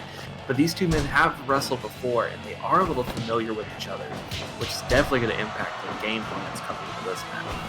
But you have to think, there's so much barbed wire lining this ring, surrounding this ring. Wallop, you got to think some of that game plan just goes right out the window. Oh, definitely. So I think once you see that barbed wire, you just realize what you need to do is get that other guy into the barbed wire before he gets you into it. It's about as archaic as it sounds. You can't, you stay away from danger. That's barbed wire fence all around this ring. You cannot afford to get into it. And so far, both of these men doing a pretty good job of that. I believe Ricky was in danger a little bit earlier, but mostly avoided it. These men trying to go for strikes and slams right in the center of the ring. Maybe trying to, both of them in this tournament because they want to hold gold, but maybe trying as much as they can not to use the barbed wire. Yeah, it looks like they're kind of keeping the action towards the center of the ring, but eventually that barbed wire is going to come into play. And I mean, there's going to be some blood in this ring. There's no doubt in my mind, Michael. Oh, for sure, Walt. For sure. But right there, DDT from Lavernius Bempson right on the top of Ricky's head. Lavernius taking some more shots, too, trying to just get it in where he can, and using that amateur wrestling background to just roll him around.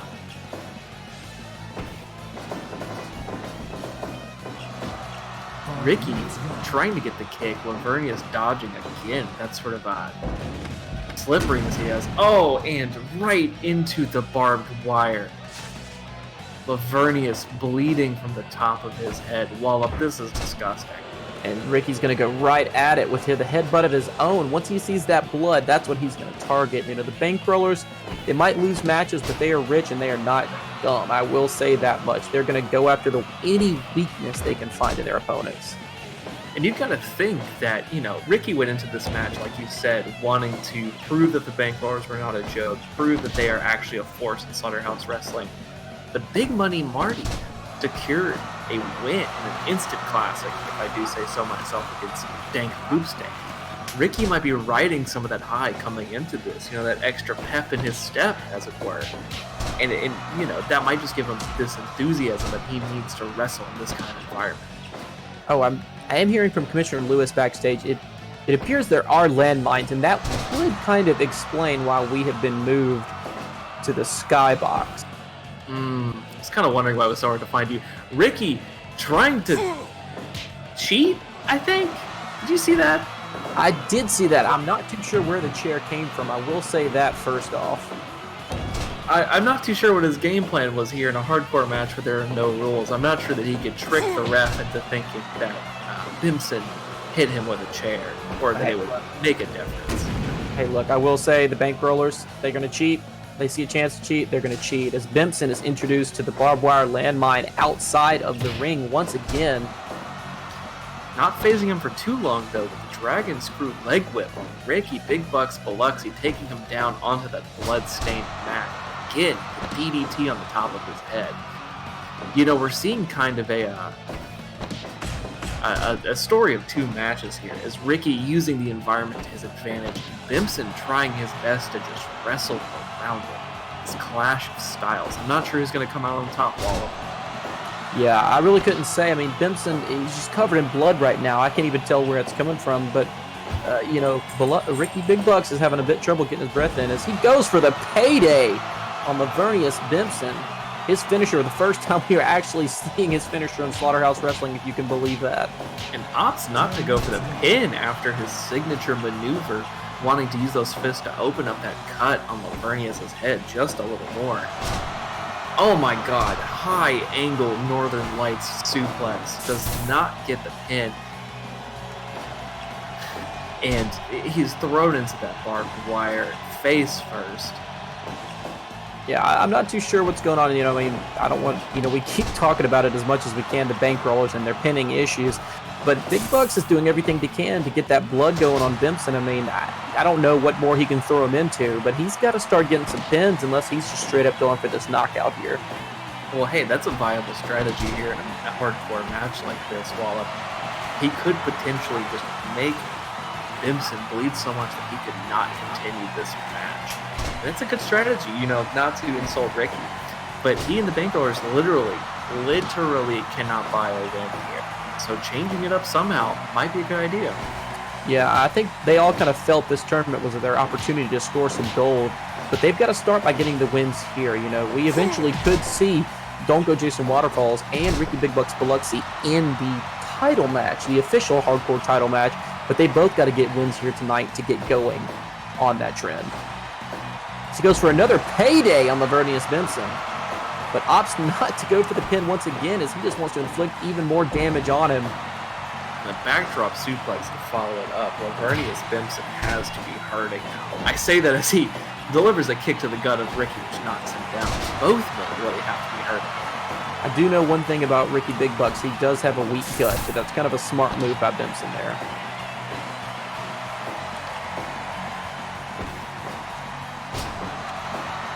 Both these men just unrelenting. They just refuse to pin each other. They are really in this for the hardcore title. Again, the Northern Lights suplex almost taking Ricky down for the count. Oh, but Ricky Big Bucks Biloxi thrown into the barbed wire table. Lavernius finally giving in, using the gimmicks. Will we see a pin off of that payday? No, we will not. Doesn't look like it at this point. I'm not too sure what it's going to take. I mean, I think he, more than anything, he wants to put some damage on these guys, and I think that's the biggest... What am I seeing here? Oh my gosh. Wallop. Richard Big Bucks Biloxi has won by crushing the testicles of Lavernius Bimson, and he will not let go.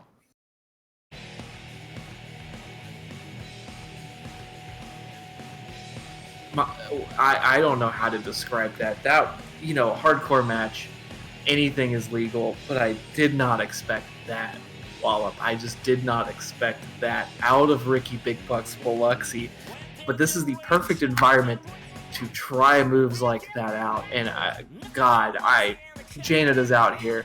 Bimson is on the ground holding his area, and folks, it doesn't look good. I'm glad we played Janet again. I am so worried about Bimson. Well, I don't know what's going to happen. I mean, Janet's out there, but Big Bucks has still not let go. I'm not too sure what it's going to take. Dipshit hasn't been able to stop him. I don't think he knows what to do when the match is over. I think he's so used to losing, he doesn't know what to do now that he's won. I think he's so confused up there. He's really not too sure what to do next. But it looks like a few of the guys backstage are coming out to kind of, looks like Big Money Marty is coming out and he's explained. Okay, he has finally let go of Lavernius Bimson's ball sack. It is finally free. I'm sorry, I'm just getting secondhand pain over here from watching this match. Jesus Christ, watching the finale of that match. I don't know what they're teaching each other in that big money gym, but all I know is that I don't want it in Slaughterhouse Wrestling. Yeah, I think we should go ahead and take a moment of silence. It looks like both of these guys are ready to come out. We'll let them come out. We'll take a moment of silence to think about Lavernius Bimson as we wait to hear back an update. This is even out of Janet's. This is out of her, specialty. But both of these guys are going to come out. We'll just give them a moment of silence real quick. Sure thing. And I think that was plenty of time as they get going in the ring. Don't Go Jason Waterfalls getting the aggression out on Forged in Fire champion. Both of these guys kind of slim as far as heavyweights go. Yeah, definitely Forged in Fire a little more so. I think Jason might have the weight advantage in this match. But when you're in a hardcore match, I don't even know how much that matters when you have so much plunder around the ring, when you have those barbed wire ropes in this match. And whatever the hell that is on the outside, you can have all the weight differential in the world. Barbed wire hurts exactly the same. Yeah, these guys are in for a beatdown. I mean, obviously landmines are one thing, but barbed wire surrounding, the ring, you can't use the ropes to your advantage, can't use the top ropes. These guys are just in for a beatdown of all beatdowns. Forged in Fire, a little bit more traditional as far as his wrestling goes. Don't Go Jason Waterfalls, a bit more of a brawler, kind of does his own thing. So it's going to be kind of curious to see how this one plays out here tonight. And folks, I don't want to harp on this too much, but the Bankrollers could not buy a win until tonight. And now we have seen both members that have wrestled on this show win their respective matches. Maybe a little, with some underhanded tactics, but they won. And now Jason is here to get the 3, secure the hat trick, as it were, and he has to face Forged in Fire champion. Yeah, honestly, this could go down for the Bankrollers as one of the best pay-per-views they've ever had, as he will introduce the Fire champion. Once again, we are in the skybox for these hardcore matches. It is a little bit too dangerous for it to be down there with the regular folks, 1,300 people. Folks, Forged in Fire champion is covered in blood, still making the cover on Jason. Oh, going for a second one. This is what the Bankrollers are all about here in this tournament. And Jason Waterfalls getting the bow and arrow. God, Forged in Fire is just bleeding everywhere. He's got his work cut out for him at this point, hitting that barbed wire twice this early on. But of course, he has taken the first pin. He has gone for the first pin in this match. So Jason Waterfalls needs to go ahead and start. The submission was a good move, but let's get those pins going, and maybe you can come out of here with a W and go 3 for 3 for the Bankrollers. As Forged in Fire is going to make it difficult for him here. Of course, it's tough when you have to face moves like that spinning, that rolling lariat, but that scoop, slam, and jumping knee from Jason Waterfalls, showing his acumen, getting thrown right into that barbed wire. Both of these men, taking so much damage this early on. I don't see this match going on for too long with that barbed wire being so close. Oh no, Wallop, I don't want it to. I am worried about both of these men's health immediately. I will say it is a little difficult being up in this skybox, especially here in Colorado, as Jason Waterfalls will get a pin. Only a 1 count. I feel like you were going to say something really good about being high up in Colorado, Wallop. I just feel it was going to be good. Oh, it was going to be great, but we've already moved on past that point. And the gory bomb from Jason Waterfalls right to those knees. God, that move looks like it hurts so much. Taking him down for that dragon sleeper suplex and working his way down. Good move there from Jason Waterfalls. And once again, for a lot of the viewers, there technically isn't a rope break because there technically isn't a rope. I don't even know if you'd want the rope break in this scenario. Well, I'm trying to grab that barbed wire. Jason trying to make the most of it. Ghetto clutch in the corner. Yeah, and Forged in Fire is not going to go down that easy as he misses on that quick move. Jason Waterfalls not too agile, but still gets out of the way for it. Step up Shining Wizard from Forged in Fire, taking advantage of how tired Jason Waterfalls is at this point. And will that be enough to secure the 3? Only a 2 count. That's a good sign for him. I will say that is a good sign. Forged in Fire has taken, obviously, the most damage so far in this match, but he is going to catch Jason Waterfalls up as he gets some blood of his own. Jason bleeding as well, just like you said. Jumping Enziguri right to the face. Bankroller strategy. Jason going for the ball shot. You hate to see it. That's been a trend so far with him. As Forged in Fire goes for the pin on him again. Oh, almost a 3 count. You got to think, Don't Go Jason Waterfalls needs to go ahead and close this one out as soon as he can. because Forged in Fire is not going to let this one go on much longer. Almost a 3 count. Again, almost securing this victory. This match cannot go on for much longer, Walla. So he's going to keep going after that head of Forged in Fire. It is a good tactic for him. Again, working the head with the Dragon Sleeper, working his way down and just working on that head, that shoulder, the track right there. Multiple pressure points there. These men just trading blows back and forth. Just Wildfire introduces Jason to his middle finger. He goes for the pin again, gets the 3 count on Jason Waterfalls. Both of these men came out damaging each other as much as they possibly could, and Forged in Fire comes out on top to finish out the first round of the hardcore tournament.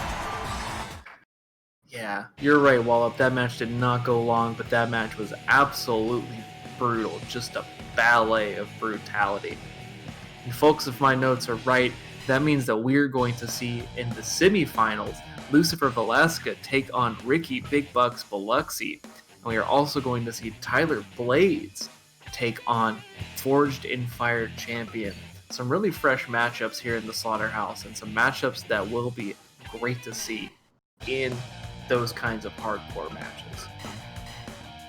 And it looks like our next match of the evening is the co-main event here tonight, as we're going to see the Birds of War take on Behold a Dark Horse. What do you think about this match? This is one of my matches to watch. You know, we talked about it a little bit in the pre-show. I have loved watching, especially, you know, definitely Frank Reynolds, but also Demaniac. I've loved watching every member of the Birds of War in singles competition, and I've just been wanting them to pull it together as a tag team and show what they can do, because the tag team division right now here in Slaughterhouse is wide open. There are no clear challengers for Supreme at this time. So this is make or break for both teams. You know, Behold a Dark Horse finding some success, making it to the final round of the Tag Team Championship Tournament. And we know they're established, they are a great team. Birds of War looking to make their mark here. Field is wide open. Wrestling does not get much better than this wall. Yeah, Michael, you could not have said it better, and it looks like they are ready to go, and I don't want to wait any longer, so let's bring them on out.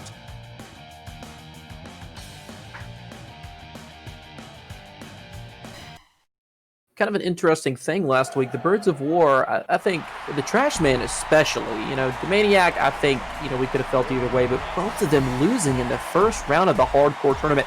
Technically, the Trash Man, Frank Reynolds, being the #1 seed in the tournament and losing in the first round to Lucifer Velasquez, who reminded us what it's like to be a demon from hell and how hard it is to defeat them, even though we did see him get beaten tonight with the figure 4 leg lock. Once again, folks, we did find out to defeat a demon, you put it in a figure 4 leg lock.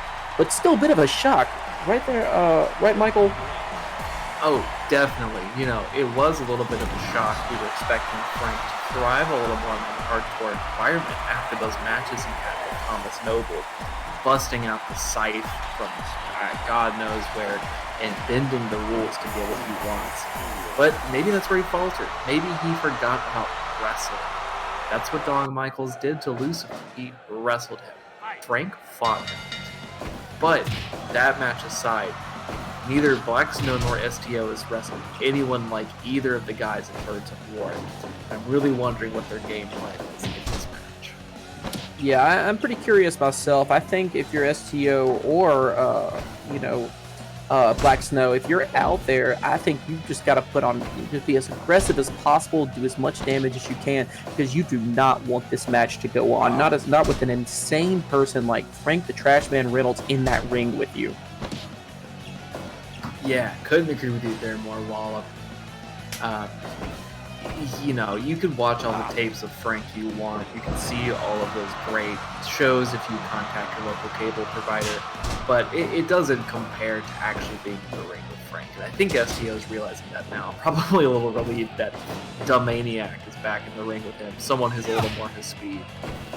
Yeah, especially that. I mean, and what's crazy is you would think, like, if you're just an average viewer tuning in for your first time, you would be so surprised to know that STO does not have the advantage against someone with the body size of the Trash Man. I mean, he has beaten so many larger people than him, and Demaniac introduced to that corner as well as the cement floor. As Behold a Dark Horse takes the fight to the outside, as Trash Man just kind of watches. Very interesting tactic. Out there on the apron, watching both members of Behold a Dark Horse tear Demaniac apart. And they could be going for that count out pretty early on if this continues the way it is. The only second. STO. Demaniac. Beating the count at 19. Demaniac back in. That might be as close as we see to a count out this evening. I mean, I hope we don't get a count out in one of these great matches, but and that sickle, there's that Earl dipshit, you have got to see that. Demaniac might have been slightly delayed, but you had to see that sickle. He may have saw it, but I don't think he cares, Waller. And that's where Frank is going for. He watched his partner almost get counted out. 30 minutes into this match, he has to bust out his biggest moves and hopefully secure that victory as soon as possible. Maybe tag team action isn't the way for Birds of War, honestly. It doesn't seem like they're really wanting to do too much teamwork, too much partnership. It looks like Frank just wants to cut somebody's head open, and Demaniac just wants to get his ass beat, is what it looks like so far. Yeah, and Behold a Dark Horse is taking absolute advantage of that. Both of these men, great wrestlers. We've seen Black Snow be very successful in singles and tags. He has clear view. He has clear view of what matters when just a fucking sickle comes out. Jesus Christ! I wish Earl Dipshit would get a little bit of order here. And the worst thing about it, Michael, the worst thing about it is before he came out, Janet checked him to make sure he did not have that sickle on him. I don't know where the hell he is getting it from, if he just has an endless supply of them or what, but he keeps getting them somehow, and I'm not sure how.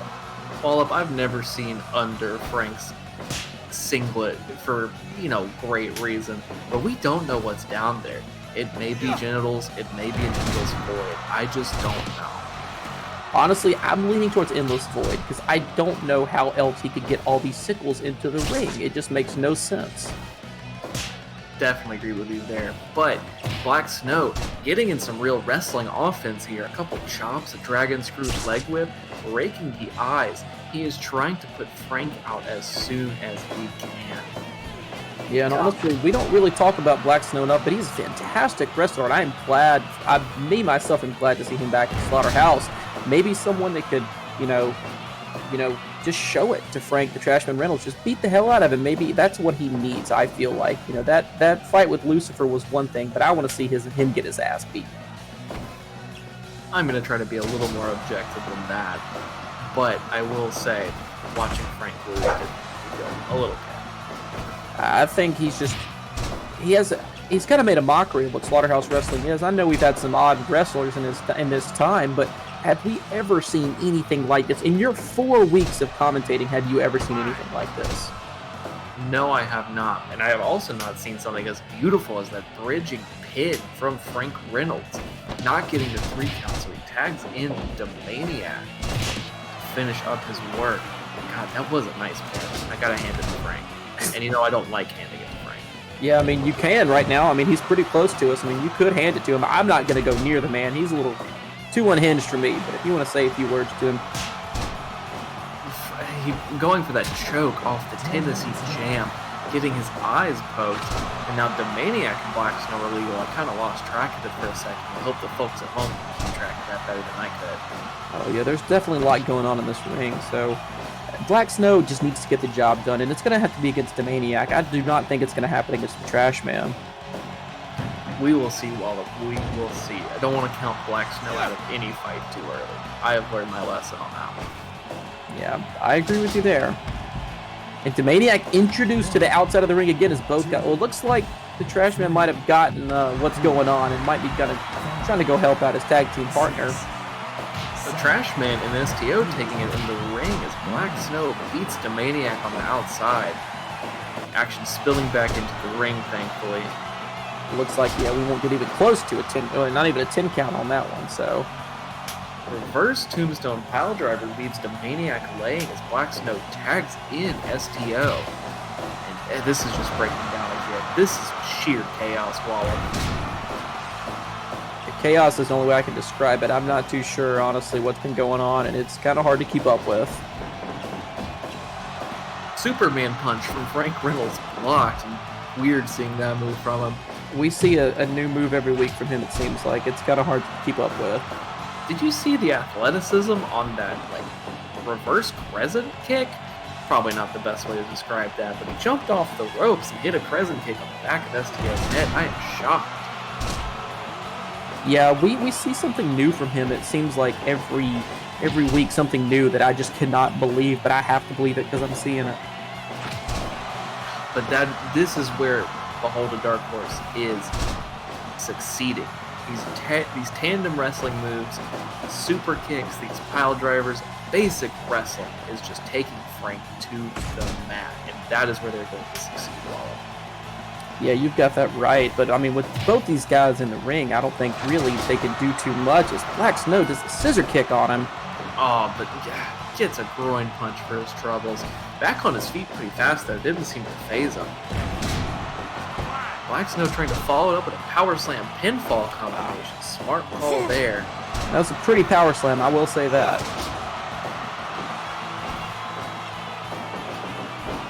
Do you think it's hard to wrestle somebody in a leather jacket, Wallop? I don't know, but Demaniac is just ambivalent about wrestling in that leather jacket and those jeans. You know, honestly, you'd think someone like old Johnny T. Smokes with a name like that would be dressed like Demaniac, but no, it is the other way around. Do you think... I'm sorry, I'm kind of going off the rails here, but do you think he's like wearing the jacket and it's just short, or is his jacket tucked into his jeans? I've been playing that for like 2 weeks now. I think it's tucked into his jeans, actually. If I had to guess, that's what it looks like, is STO is just gonna beat down Demaniac. Demaniac has no chance while he is in the ring. Trashman seems to be the only one that can do anything. As Black Snow will come right back in. And here comes the hot tag. Finally, some tandem offense from Birds of War with that combination powerbomb. And the Maniac getting Black Snow into the sleeper. I do not think he is the legal man, though. But God, that had to do some damage. Snow gearing up for something against the Trash Man here. The spin-a-rooney from Black Snow. Amazing to see in 2020. Just amazing to see. God, you love to see it. Black Snow knocking him down. His head or his chest, maybe? It was effective, though. That's damage. That's muscle to muscle. I mean, it looks like Trash Man's going to lose that one every time. STO making sure he has time to showboat as he comes out. You know, I for one, would not be showboating against a person like Trash Man in the ring. I would be doing everything I could to get him down and get him out for the count. I totally agree, because when you let him stand up, it's going to hit you with moves like that running power slam. You don't think you'd be able to hit that on someone like STO, but Frank has unmeasurable strength. I say that. That was a wicked powerbomb from STO. Securing the 3 on the Birds of War. Losing their first ever tag team bout. STO finally picking up the windfall for his team. And what a match it was. I mean, we have seen Birds of War lose in consecutive weeks, something I did not think was possible from them after their dominant start, but maybe tag action just is not the way for them. No, I agree with you there, you know. They've been so up and down in singles matches. They tried tags, you know, I can't blame them for that at all. But maybe there's just some sort of regrouping they need to do. Maybe 3 people isn't enough. Maybe they need 4, maybe they need 5. I don't know. But I am excited to see where the Birds of War go from here. Yeah, I could not agree with you more, Michael. Could not agree with you more. And it is finally time to see the man, the myth, the legume, Walnut in action here tonight against Jabroni as he puts the Slaughterhouse heavyweight title on the line. Of course, I was going to say, you know, I just said where Birds of War are going.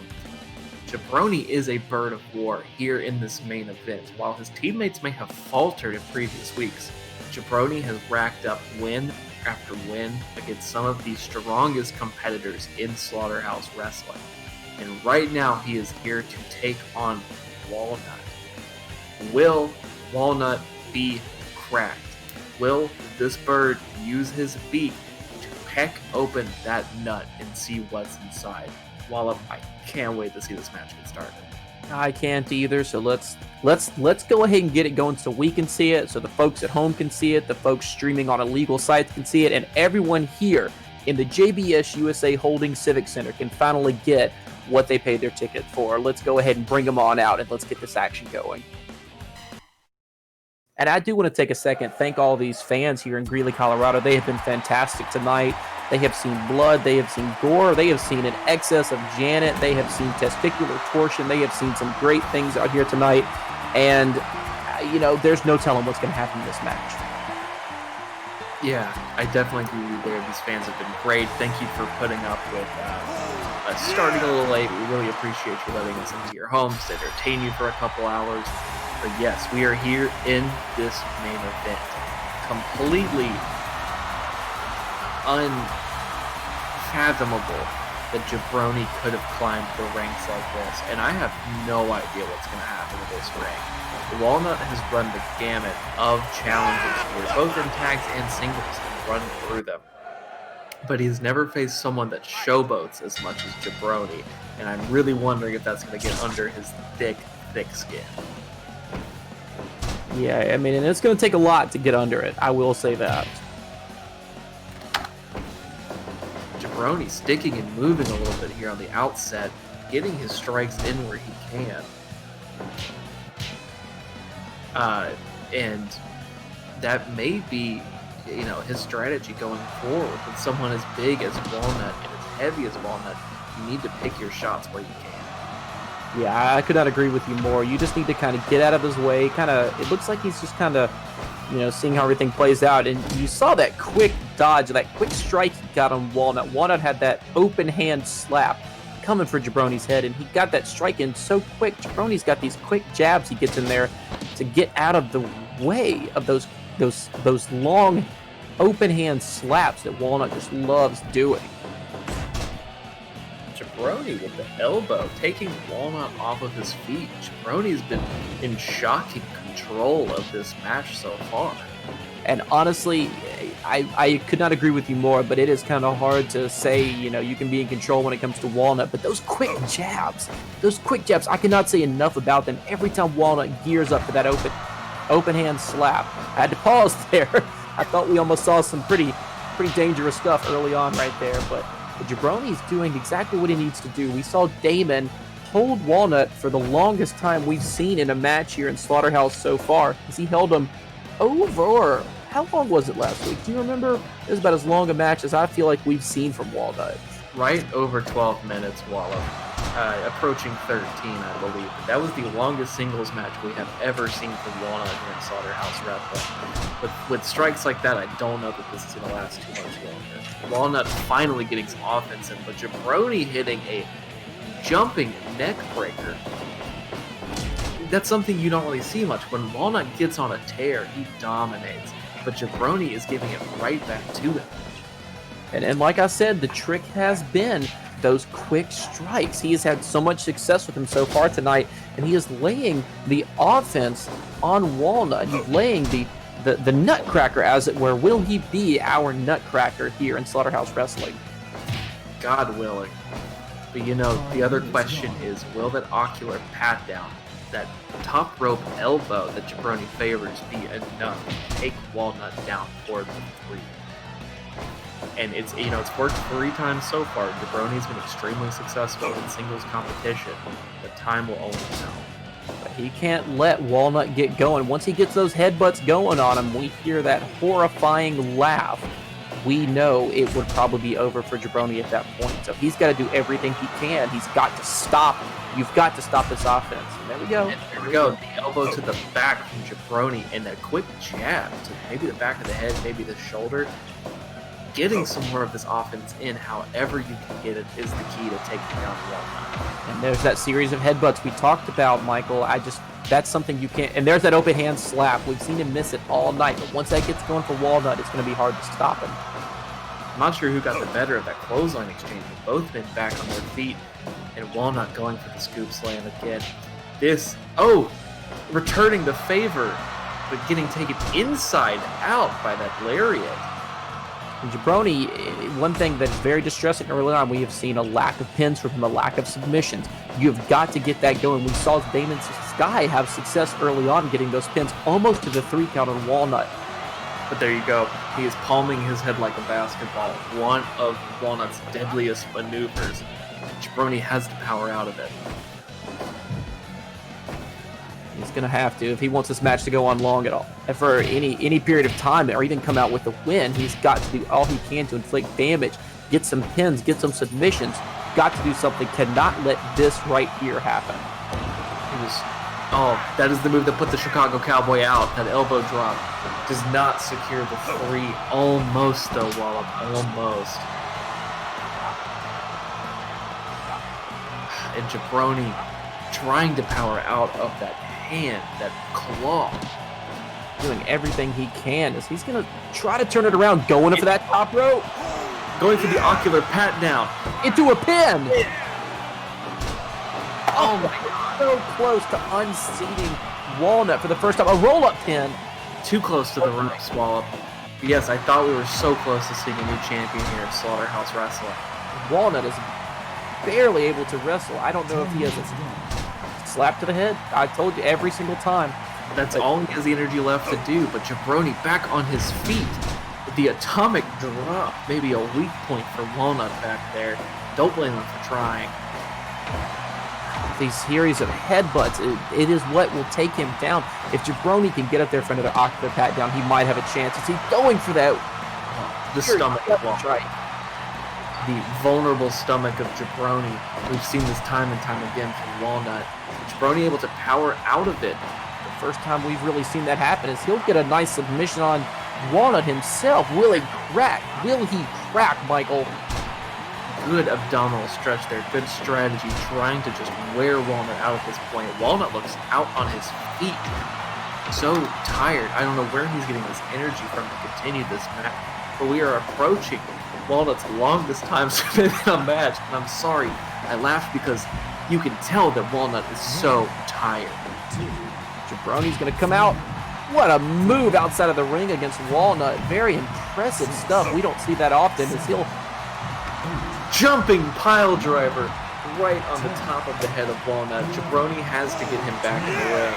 Walnut tired, but making sure he gets that chair. Oh no, this could be it. Jabroni with the punch right to the chin of Walnut.